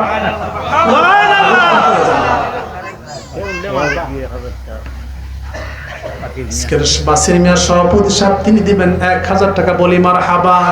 আল্লাহ তোমার এই বান্দার দানকে তুমি কবুল করো, দানের হাদিয়া সোনার মদিনায় পৌঁছে দাও, বলি আমিন। জহির আলী মিয়া তার 2 ছেলে প্রবাসী, দোয়া চাইছে 500 টাকা দিয়েছে। আল্লাহ ওনার 2 সন্তানকে তুমি ভালো রাখো, সুস্থ রাখো, রিজিকের মধ্যে বরকত দিয়ে দাও, বলি আমিন। এখন আর দিয়ে ডিস্টার্ব করবেন না। সম্মানিত সুধী, এই কবরে হলো 6টা নিয়ামত। এবার পরকালে হাসরের কথা বলবো কি নাকি দোয়া করে দিব? একটু আগে আসলে ভালো হয়, অনেকে দাঁড়িয়ে আছে, একটু আগে আসেন। কবরে গেলে যেই কয়টা নিয়ামত পাওয়া যাবে সবগুলি বলা সম্ভব নয়। রাসূলের একটি হাদিস দিয়ে শুরু করতে চাই। عن أنس بن مالك رضي الله تعالى عنه عن النبي صلى الله عليه وسلم হযরত আনাস ইবনে মালিক রাদিয়াল্লাহু তাআলা আনহু বলেন, একজন সাহাবী আল্লাহর নবীর কাছে এসে বললেন, ক্বালা রাসূলুল্লাহ সাল্লাল্লাহু আলাইহি ওয়াসাল্লাম মাতা সাআ। একজন আরব বেদিন আল্লাহর নবীর কাছে এসে বলেন, ইয়া রাসূলুল্লাহ, ইয়া হাবিবাল্লাহ, নবীজি গো, মাতা সাআ, ওগো আল্লাহর নবী, কিয়ামত কখন হবে? প্রশ্ন কি করেছেন আল্লাহর নবী? কিয়ামত। নবীজি উত্তর না দিয়ে পাল্টা প্রশ্ন করলেন, ও মাযা আদাতলা, আমার সাহাবী, তুমি কিয়ামতের কথা আমাকে জিজ্ঞেস করতেছো? সাহাবী রে, তোমার এমন কোন আমল আছে কিয়ামতের বিভীষিকাম অবস্থা পার হওয়ার জন্য? কিয়ামতটা এত কঠিন অবস্থা হবে, মাথার উপরে সূর্য চলে আসবে, জমিনটা তামার জমিন হয়ে যাবে, চতুর্দিক দিয়ে আগুনের বাউন্ডারি হয়ে যাবে, মানুষগুলি ওই দিন কেউ কাউকে চিনবে না, মানুষগুলো বিভৎস অবস্থায় থাকবে, কারো পরনে কোনো পোশাক থাকবে না। আম্মাজান হযরত আয়েশা সিদ্দিকা রাদিয়াল্লাহু তাআলা আনহা বলেন, নবীজি গো, ওই দিন কি আমাদের লজ্জা হবে না? আপনি তো বলেছেন আমরা যারা আপনার স্ত্রী, আমরা সকল মুমিনদের আম্মাজান, নবীদের স্ত্রীগণ আমাদের কি বলেন? আম্মাজান, তারা আমাদের শ্রদ্ধেয় মা।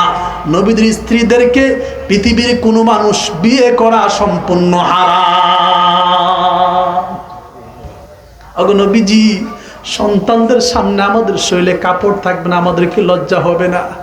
আল্লাহ নবী বলেন, আয়েশা রে, ও আয়েশা, ওই দিন তুমি যে তোমার শরীরে যে পোশাক নাই, তুমি যে বিবস্ত্র, তুমি যে বস্ত্রই নেই, এটা কারো খেয়াল থাকবে না।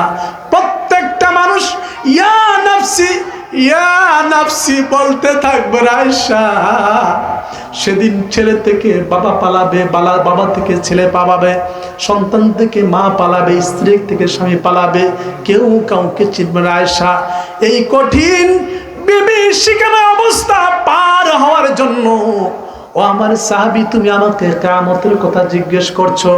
বলো তো দেখি রে, তোমার এমন কোন আমল আছে? বুখারী শরীফের হাদিস, কিন্তু বুখারীর অন্য হাদিসের মধ্যে ওই সাহাবী বলেন, নবী গো, মাদ আলতালাহা কাসীরান সালাতিন ওয়ালা সাওমিন ওয়ালা সাদাকাতিন। নবী গো, আমার তেমন কোন নফল সাদাকা, নফল রোজা, নফল সাদাকা, নফল কোন নামাজ, কোন আমল আমার নাই। বুখারীর হাদিস বলে, নবী গো, আমার তেমন কোনো আমল নাই। মনে রাখবেন সাহাবীরা এত আমলি ছিলেন কিন্তু আমল দেখাইতেন না। হযরতে উসমান জিন্নুরাইন রাদিয়াল্লাহু তাআলা আনহু ওনার জীবনী একটু আপনাদেরকে বলি। আল্লাহর এই বান্দা তিনি তার সারা জীবন ভর বছরে মাত্র 5 দিন রোজা রাখতেন না, বাকি 360 দিন পুরা বছর ব্যাপী তিনি রোজা রাখতেন। সাহাবীদের আমল কেমন ছিল? আল্লাহর এই বান্দা হযরত উসমান জিন্নুরাইন রাদিয়াল্লাহু তাআলা আনহু, যিনি নবীজির 2 মেয়েকে বিবাহ করেছেন, যাকে জিন্নুরাইন বলা হতো, 2 নূরের অধিকারী বলা হতো, তিনি জীবনে ওই যে 5 দিন বসে রোজা রাখা হারাম, ওই 5 দিন তিনি রোজা রাখতেন না, বাকি 360 দিন তিনি রোজা রাখতেই থাকতেন, রোজা কখনো ভাঙতেন না। শুধু তাই নয়, আল্লাহর এই বান্দা প্রত্যেক রাত্রিতে তিনি দাঁড়িয়ে যেতেন, 2 রাকাত নামাজ পড়তেন, আর 2 রাকাত নামাজে তিনি 30 পারা কোরআন শরীফ খতম করতেন। আবার সহিহ সনদের হাদিস, কিন্তু এটা নরমাল হাদিসের কথা নয়, সহিহ হাদিসের কথা। সাহাবীরা তো আমল করতেন কিন্তু আমল দেখাইতেন না। তার জীবনের সর্বশেষ দিন যেদিন তিনি রোজা রাখবেন, সাহাবীদেরকে বলেন, সাহাবীরা রে, আমাকে সাহাবীর সময় একটু ডেকে দিও। হযরত আবু হুরায়রা রাদিয়াল্লাহু তাআলা আনহু বলেন, বুখারীর হাদিস, তিনি বলেন যে আমরা দেখলাম যে সেহরির সময় পার হয়ে যাচ্ছে, আমি উসমান রাদিয়াল্লাহু তাআলা আনহুকে তখন ডাকলাম, ওঠেন, সেহরির সময় পার হয়ে যাচ্ছে, আপনি কি সেহরি খাবেন না? সেহরি না খেয়ে রাখলে, রোজা রাখলে তো আপনার রোজ কষ্ট হবে। তিনি ঘুম থেকে উঠে বললেন, আবু হুরায়রা রে, কেন আমাকে তুমি উঠাইলা? আমি স্বপ্নে আমার নবীর সাথে সাক্ষাৎ করে কথা বলছিলাম। আমার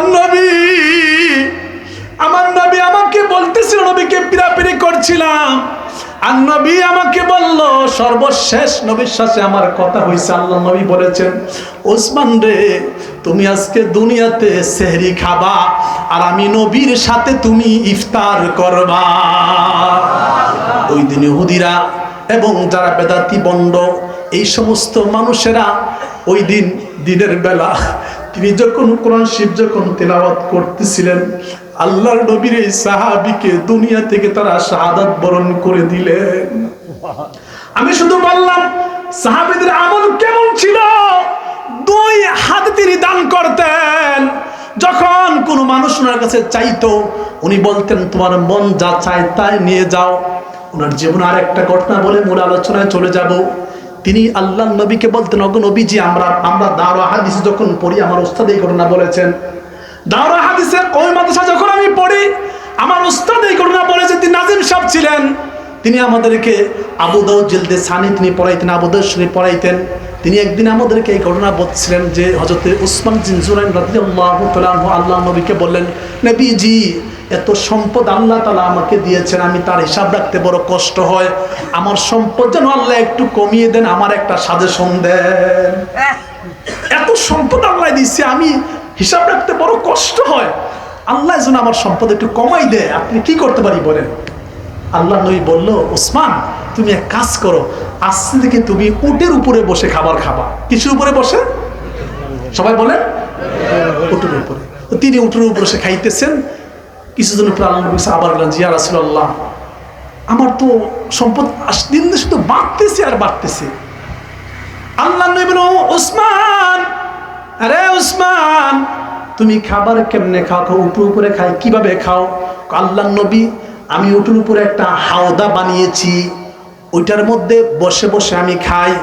যখন কোনো খাবার পড়ে যায় তখন কি করো? কোনো বিজি গো, তখন আমি নিচে নেমে ওই খাবারটা উঠিয়ে আমি ধুয়ে খেয়ে নে। আল্লাহ নবী বলে, ওসমান রে, জীবনে কোনোদিন তোমার সম্পদ কমবে না। যদি এই খাবারটা তুমি নষ্ট করতে না উঠাইতা, তাহলে আল্লাহ তাআলা তোমার রিজিকের বরকত কমিয়ে দিত। আমরা তো কেউ দাওয়াত দিলে ওইখানে মাশাআল্লাহ প্লেট ভরে নিয়া অর্ধেক খাই, অর্ধেক নষ্ট, কারণ 1000 টাকা দিব, 5000 টাকা দিব, উসুল তো করতে হইব, তাই না? তো উসুল করতে যে যা মন চায় লইলাম, অর্ধেক খেলাম, অর্ধেক নষ্ট করলাম। মনে রাখবেন, মারাত্মক গুনাহের কাজ। রিজিক নষ্ট করা অনেক বড় গুনাহের কাজ। আপনি অল্প নেন, অল্প করে খান, কম খাওয়া, কম ঘুমানো, এটা মুমিনের কাজ, আল্লাহর ওলিদের কাজ। বলেন সুবহানাল্লাহ। সাহাবীরা এরকম আমল করতেন। তিনি যখন দান করতেন একেবারে যে চাইতো দিয়ে দিতেন, অকাতরে দান করতেন। আমি শুধু বুঝাইতে চাই, সাহাবীরা এত আমল করার পরে বলতে, আল্লাহ নবী আমার তেমন কোনো আমল নাই।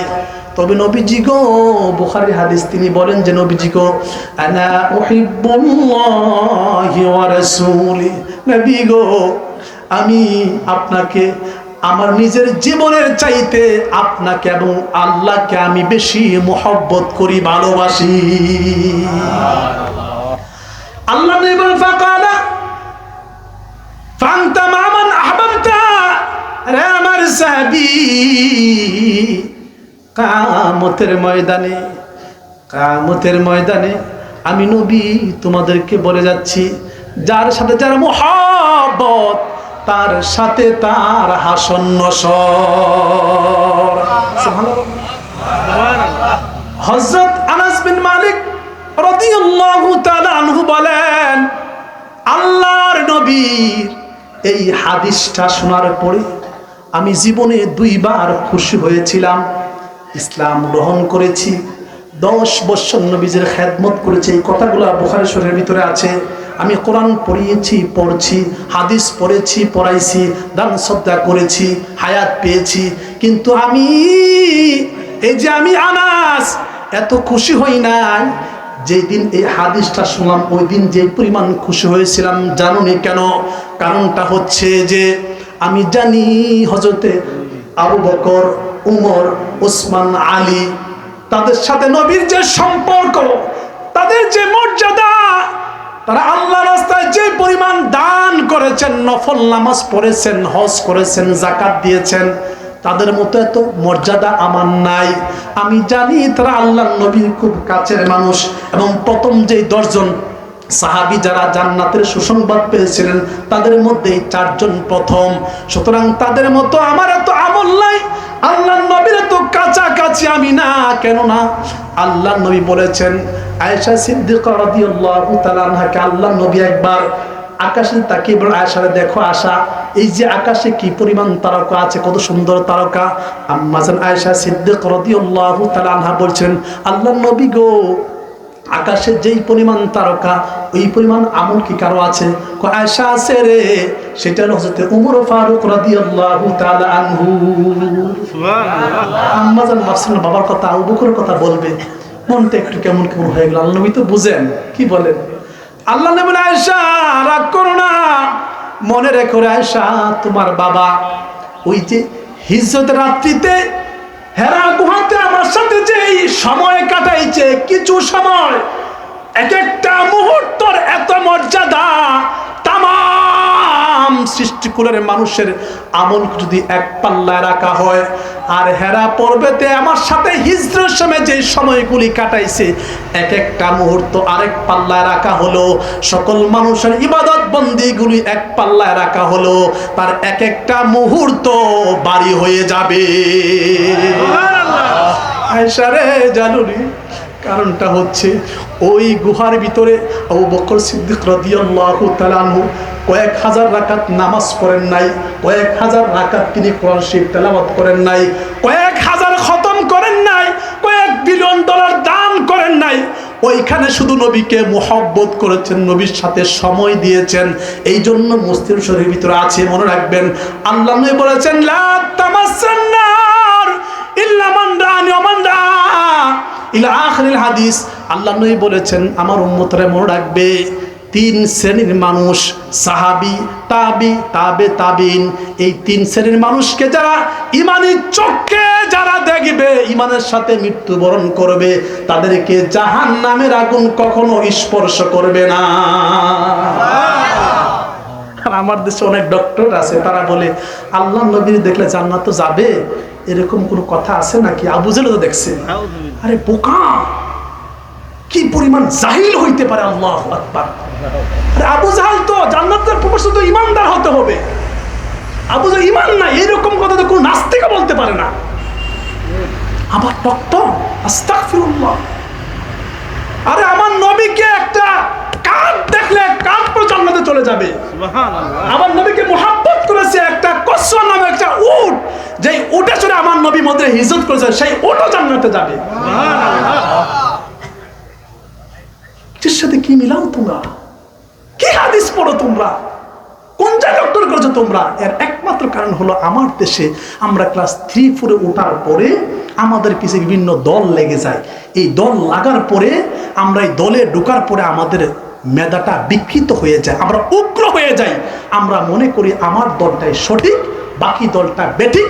আমার দলে যাই বলবে তাই ঠিক, অন্য দলে ঠিক বললো না ঠিক, না ঠিক বললো না ঠিক। নিজেও জাহান্নামে যাবে, অন্যকেও জাহান্নামে নিয়ে যাবে। আমার দেশে কোনো আলেম নাই, আলেমও নাই, আমরা সব হচ্ছে হিংসুকের দল।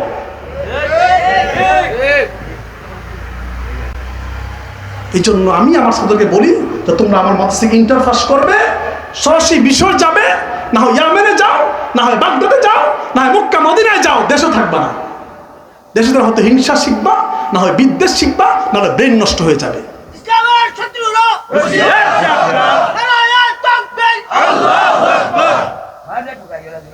সম্মানিত সুধী, কত কষ্ট পেয়েছেন আপনারা? বাস্তবতা তাই। মানে যেই দেশের মানুষ 95% মুসলমান, যেই দেশে হাজার হাজার মসজিদ মাদ্রাসা, সেই দেশে বাবা মানুষের মৃত্যু হয়, সেই দেশে বাবা সুদ ঘুষ খাইতে হয়, সেই দেশে বাবা মারামারি করতে হয়, সেই দেশে বাবা দোকান লুটপাট করতে হয়, সেই দেশে বাড়িঘর ভাঙচুর করতে হয়। তার মানে আমরা প্রকৃত মুসলমান হতে পারি না, আমরা জাতিকে প্রকৃত শিক্ষা দিতে পারি না। আমার জুমার মসজিদে আমি সব সময় বলি আমার মুসল্লিদেরকে, যেদিন আমি দেখবো যে আপনারা সারা বাংলাদেশের, সারা বিশ্বের সকল খতিবকে যখন আপনারা সম্মান করবেন, তখন বুঝবো আমি খতিব, আমি নিশ্চয়ই সাকসেসফুল, আমি আপনাদের কাছে কিছু শিক্ষা দিতে পেরেছি। আর যখন দেখবো যে আপনারা আমার পাগল, আমার জন্য জীবন দিবেন, পাশের মসজিদে খতিব আমাকে গালি দেওয়ার কারণে তাকে মারতে যাবেন, তখন বুঝবো আমিও ব্যর্থ, আপনারাও ব্যর্থ, আমিও জাহান্নামী, আপনারাও জাহান্নামী। আপনাদেরকে আমি ভালো শিক্ষা দিতে পারি নাই। হেদায়েতের মালিক কে? সবাই বলেন আমাদের কাজ কি? বোঝানো। আমাদের কাজ কি? বোঝানো। কেউ যে না বুঝে এটা দেখবে কে? মেরে ফেলবো, কেটে ফেলবো, ধ্বংস করে ফেলবো না। সম্মানিত, শুধু মনে রাখতে হবে আমাদেরকে, আমরা মুসলমান, মান সালিমাল মুসলিম লিসানি ওয়াদি, আমাদের জবান থেকে, হাত থেকে, ক্ষমতা থেকে সৃষ্টিকুলকে হেফাজত রাখাটা এটা মুসলমানের কাজ। আল্লাহ তাআলা আমাদেরকে সঠিক বুঝ দান করুক, বলি আমিন। সম্মানিত সুধী, যে জায়গার ভিতরে ছিলাম হযরতে আবু বকর সিদ্দিক রাদিয়াল্লাহু তাআলা আনহু, আল্লাহর নবীকে সময় দেওয়ার কারণে এক একটা মুহূর্তে এত সম্মানিত, নবীকে শুধু দেখেছেন আর ঈমান এনেছেন, মৃত্যুবরণ করেছেন, ওই ব্যক্তির জন্য আল্লাহ তাআলা জান্নাত ওয়াজিব করে দিয়েছে।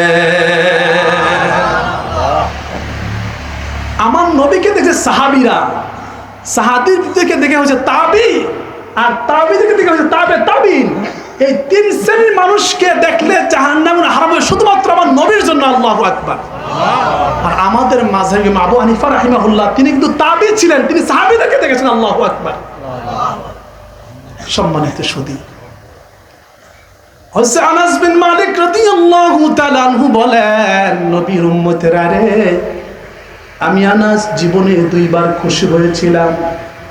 এর মধ্যে একবার হলো এই হাদিসটা যখন আমি শুনলাম, আল্লাহর নবী যখন বলেন ফান্তা মা মান আহবাবতা, যে যাকে মহব্বত করে যার সাথে যে চলবে তার সাথে হাসন নসর হবে। এবার বলেন আপনার চুলের কাটিং যদি মেসির মতো হয়, মেসিকে মহব্বত করার কারণে আপনার হাসন নসর কার সাথে হবে? যদি আপনার ড্রেস আপ গুলি অমুসলিমদের মতো হয়, আপনার হাসন নসর কার সাথে হবে? আপনি গান বাজনা বানিয়ে ডান্স করেন, আপনি কাদের সাথে আপনার হাসন নসর হবে? এটা আপনি নিজে ডিসাইড করেন, আপনাকে আমি কিছু বলবো না, কারণ আপনাকে আল্লাহ তাআলা বুঝ দিয়েছে আপনার পরকাল আপনার জন্য, আর আমার পরকাল আমার জন্য। সম্মানিত সুধী, আনাস বিন মালিক রাদিয়াল্লাহু তাআলা আনহু বলেন, আল্লাহর নবী এই হাদিসটা যখন বলল, আমি এত খুশি হলাম। কেন জানুনি? কারণটা হচ্ছে আমি জানি আমি আবু বকর, ওমর, ওসমান, আলীর মতো এত উচ্চ মর্যাদাশীল হতে পারবো না, কিন্তু আমি আনাস, তিনিও কিন্তু সাহাবী, তার জন্য কিন্তু জাহান্নামের আগুন হারাম। মনে রাখবেন, সমস্ত নবী রাসূলগণ নিষ্পাপ মাসুম, সমস্ত নবীগণ নিষ্পাপ মাসুম। এই আকীদা যার নাই সে মুসলমান না, তার জায়গা জাহান্নামে। আর সমস্ত সাহাবী হচ্ছেন মাগফুর মানে তারা দুনিয়া থেকে চলে যাওয়ার আগে আল্লাহ তাআলা সকলের জীবনের গুনাহগুলি মাফ করে দিয়েছে। সকল সাহাবী জান্নাতি হওয়ার পরে তার ভিতরে অনুভূতি কি দেখেন, মহব্বতটা কি, যে আমি কিন্তু আবু বকর, ওসমান, আলী, ওমর ওনাদেরকে আমি মহব্বত করি। সুতরাং আল্লাহর নবী যে জান্নাতে থাকবে, আমার বিশ্বাস আবু বকর, ওমর, ওসমান, আলী রাদিয়াল্লাহু তাআলা আজমাইন তারা ওই জান্নাতে থাকবে। তাদেরকে মহব্বত করার কারণে আমি আনাস ওই জান্নাতে চলে যাব। সুবহানাল্লাহ। সাহাবীদের দৃষ্টিভঙ্গিটা কি দেখেন। এই জন্য আল্লাহ তাআলা বলেছেন, ইয়া আইয়ুহাল্লাযীনা আমানুত্তাকুল্লাহা ওয়া কুনু মা'আস সাদিকিন। বান্দারে, যারা আমার ওলি, যারা আমার আউলিয়া, যারা হক্কানি আলেম, তাদের পথ অনুসরণ, তাদের সাথে তাদের সঙ্গী হয়ে যাও। আর যাদেরকে আমি আল্লাহ তাআলা অনুগ্রহ করেছি, আমার আউলিয়া কেরামদেরকে অনুসরণ করলে পরে তাদের সাথে তোমাদের হাসর নসর হয়ে যাবে। বলেন সুবহানাল্লাহ। লাস্ট 2 মিনিট কথা বলে আমি এখন দোয়া করব। শুধু তাই নয়, আল্লাহর নবী, আল্লাহ তাআলা বলেন, আল্লাহর নবী হাদিসে বলেন যে عن أبي أمامة رضي الله تعالى عنه عن النبي صلى الله عليه وسلم يشفع يوم القيامة ثلاثة الأنبياء ثم العلماء ثم الشهداء। আল্লাহর নবী বলেন, কিয়ামতের ময়দানে প্রথমত 3 শ্রেণীর মানুষকে আল্লাহ তাআলা সুপারিশ করার ক্ষমতা দিবেন। কয় শ্রেণীর মানুষ? প্রথমত 3 শ্রেণীর। সর্বপ্রথম নবীকে শাফায়াতে উজমা দিবেন। আল্লাহর নবীকে আল্লাহ তাআলা সুপারিশ করার ক্ষমতা দেওয়ার পরে আল্লাহ তাআলা দিবেন আলেমদেরকে। 3 নাম্বার শহীদদেরকে। আল্লাহর নবী সুপারিশ পাওয়ার পরে আল্লাহর নবী প্রথমে কখনো হাউজে কাউসার, কখনো ফুলসিরাত, কখনো জাহান্নাম, বিভিন্ন জায়গায় আল্লাহর নবী দৌড়াদৌড়ি করবে। আর নবীর উম্মতদেরকে টেনে টেনে আল্লাহ নবী জাহান্নাম থেকে জান্নাতে নিয়ে যাবে। এরপরে দেখবি কিছু উম্মত ফুলসিরাত পার হওয়ার জন্য নিচে পড়ে গেছে, কিছু উম্মত জাহান্নামে চলে গেছে। আল্লাহ নবী এতক্ষণ দৌড়াদৌড়ি করছিল, তখন আল্লাহ নবী সিজদায় পড়ে পড়ে কান্না শুরু করে দিবেন গুনাহগার উম্মতের জন্য। আল্লাহ বলে, নবী আপনার রাসাকে আপনার মাথা উঠান, ইরফান রাসাকে আপনার মাথা উঠান। বুখারীর হাদিস। নবীগো দুনিয়াতে অনেক কষ্ট করেছেন, উহুদের ময়দানে, তায়েফের ময়দানে। ও নবী, আমি আল্লাহ আপনাকে বলেছি, আল্লাহ তাআলা বলেন, নবীজি আমি আল্লাহ তাআলা আপনাকে ওয়াদা করেছি, দুনিয়াতে কষ্ট দিয়েছি, পরকালে আপনাকে কষ্ট দিব না।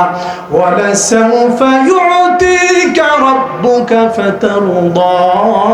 নবী গো, আমি আল্লাহ আপনাকে পরকালে এত দিব, এত দিব, এত দিব, আপনি খুশি হয়ে যাবেন। নবী বলে, আল্লাহ আমার একটা আদনা উম্মত যে একবার লা ইলাহা ইল্লাল্লাহু মুহাম্মাদুর রাসূলুল্লাহ অন্তর থেকে বলেছে, আবেগের সাথে বলেছে, ইমোশনের সাথে বলেছে, মোহব্বতের সাথে বলেছে, যত বড় গুনাহগার হোক না কেন, আমার ওই আদনা উম্মত যতক্ষণ পর্যন্ত জাহান্নামে থাকবো, আমি নবী কখনোই খুশি হব না, রাজি হব না। আল্লাহ আমার সন্তানের জন্য চাই না, আমার বংশের জন্য চাই না, আজকে আমি আমার উম্মতের জন্য তোমার পায়ে, তোমার কুদরতের সিজদায় পড়ইলাম। আল্লাহ আমার উম্মতদেরকে বাঁচাও, আমার উম্মতদেরকে বাঁচাও। আল্লাহ বলবেন, নবী গো যান যান যান, আপনার সমস্ত উম্মতদেরকে আপনি জাহান্নাম থেকে বের করে জান্নাতে নিয়ে যান। ওই বল উম্মতেরা রে, আমি নবীকে ভালোবাসলে, আল্লাহ তাআলা তোমাদের জন্য জান্নাত ওয়াজিব করে দিবেন। এই জন্য নবীর ভালোবাসা পূর্ব শর্ত। নবী হাদিসে বলেছেন, আতিবু আওলাদাকুম আলা সিত্তু খিসাল, তোমাদের সন্তানদেরকে তোমরা 3টা জিনিসের শিক্ষা দাও। হুব্বু নবিয়্যিকুম ওয়া হুব্বু আহলি বাইতি, আমি নবীর মুহাব্বত শিক্ষা দাও, আমার আহলে বাইতের মুহাব্বত শিক্ষা দাও, এবং তিলাওয়াতুল কোরআন, কোরআনের শিক্ষা দাও। এই তিনটা শিক্ষা দিলে রে উম্মত, তোমার সন্তান কখনো নষ্ট হবে না, নষ্ট পথে যাবে না। আল্লাহ তাআলা আমাদের সবাইকে বোঝার তৌফিক দান করুক। সম্মানিত সুধী, এটা হচ্ছে আমাদের শাবান মাস। এই মাসটা কার মাস বলেন তো? এই মাসটা কার? নবীজির মাস। রজব মাস আল্লাহর মাস, শাবান মাস নবীজির মাস, রমজান মাস উম্মতের মাস। ঠিক কিনা বলেন? এই মাসে নবীজির মাস হলো কেন? কার কি জন্য হলো নবীজির মাস? কারণটা হচ্ছে এই মাসে আল্লাহ তাআলা সূরা আহজাবের 56 নম্বর আয়াত থেকে নাজিল করে উম্মতের উপরে, নবীজির উপর জীবনে একবার দিল থেকে সজ্ঞানে, স্বইচ্ছায়, মহব্বতে, আবেগে, ইমোশনে, সর্বোচ্চ মহব্বত নিয়ে নবীজির উপর জীবনে একবার দুরুদ এবং সালাম পাঠ করা উম্মতের উপর নামাজের মতো আল্লাহ তাআলা ফরজ করে দিয়েছেন। আর কোনো মজলিসে বসলে পরে নবীজির নাম শুনলে প্রথমবার বলা ওয়াজিব, পরবর্তীবার বলা হচ্ছে সুন্নাত ওয়া মুস্তাহাব। তাহলে এই মাসে আল্লাহ তাআলা যা নাযিল করে, ইন্নাল্লাহা ওয়া মালাইকাতাহু ইউসাল্লুনা আলান নবী, আল্লাহ বলছেন নিশ্চয়ই, নিশ্চয়ই আল্লাহ এবং ফেরেশতাকুল নবীর উপর দরুদ পাঠ করছেন। আল্লাহ বলছেন ইয়া আইয়ুহাল্লাযীনা আমানু, হে ঈমানদারগণ, সাল্লু আলাইহি ওয়া সাল্লিমু, তোমরা আমার নবীর উপর দুরুদ এবং সালাম পাঠ করো। সালাম যে পাঠ করবা, ও সাল্লিমু তাসলিমা, সর্বোচ্চ সম্মানের সাথে আমার নবীর দুরুদ এবং সালাম পাঠ করো। তাই এবার বলেন তো, সর্বোচ্চ সম্মান, সর্বোচ্চ স্যালুট নবীকে এখানে আল্লাহ তাআলা কি বলছে বসে বসে দেও? কিন্তু আল্লাহ তাআলা কি দাঁড়ায় বলতে, দাঁড়ায় তো বলেন নাই, কিন্তু বলেন তো আল্লাহ সর্বোচ্চ সম্মানের সাথে দাও। আমরা যখন নবী সালাম দিব, তখন এই সালামটা নবী দেখবেন কিনা?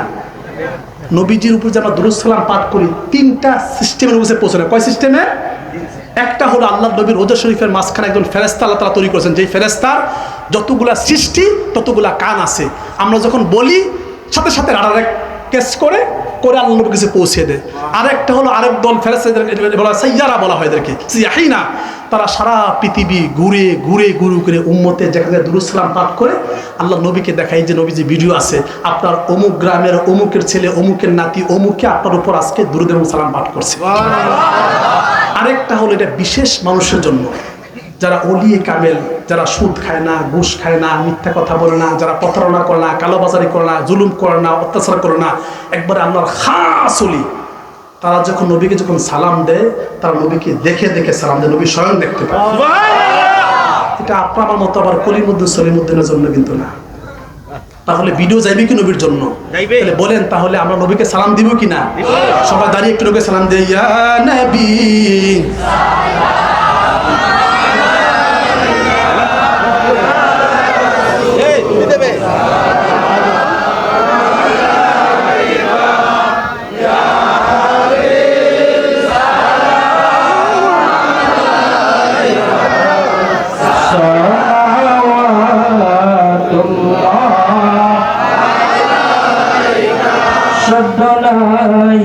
যেতে মদিনায় দিন রাত এই বাবলায় দেখা দাও নবীজি স্বপ্নে, এই আরো জপনার চরণে ইয়া নবী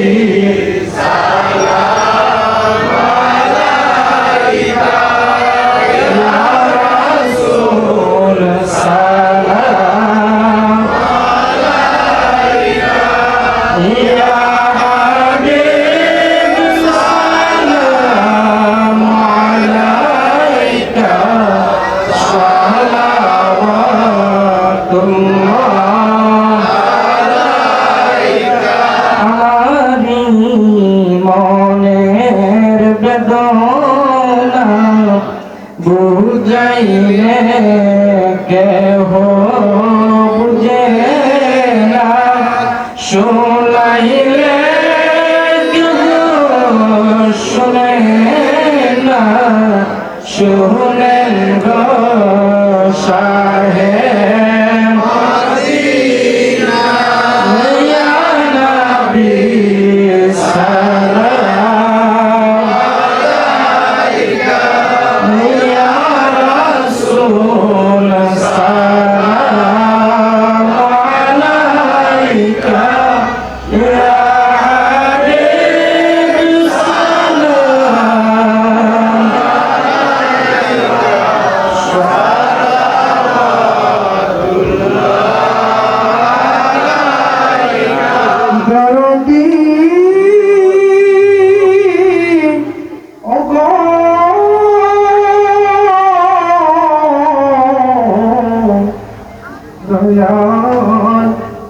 নবীজি আমার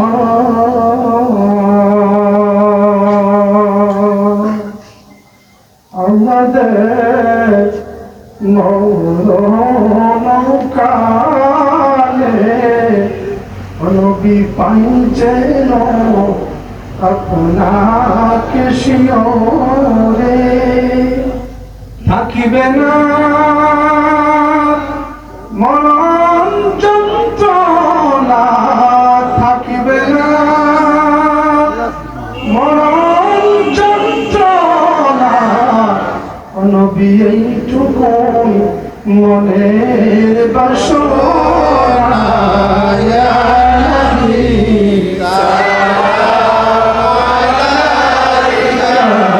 ইয়া রাসূল সালাম আলাইকা ইয়া হাবিব সালাম আলাইকা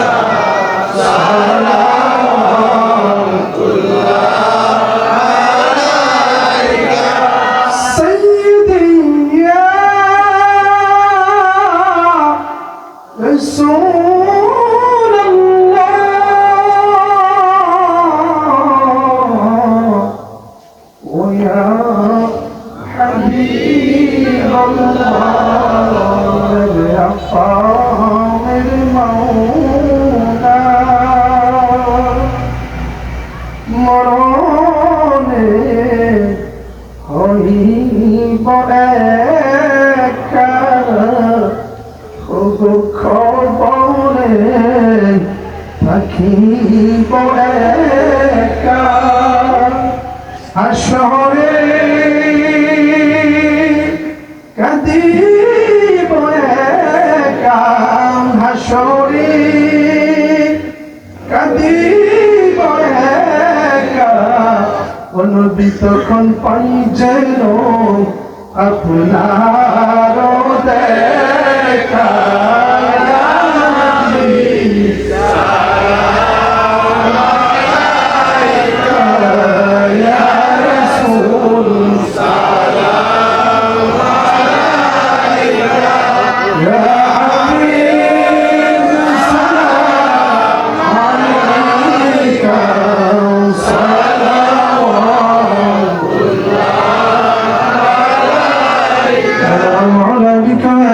كشف الدجى بجماله حسنت جميع خصاله صلوا عليه وآله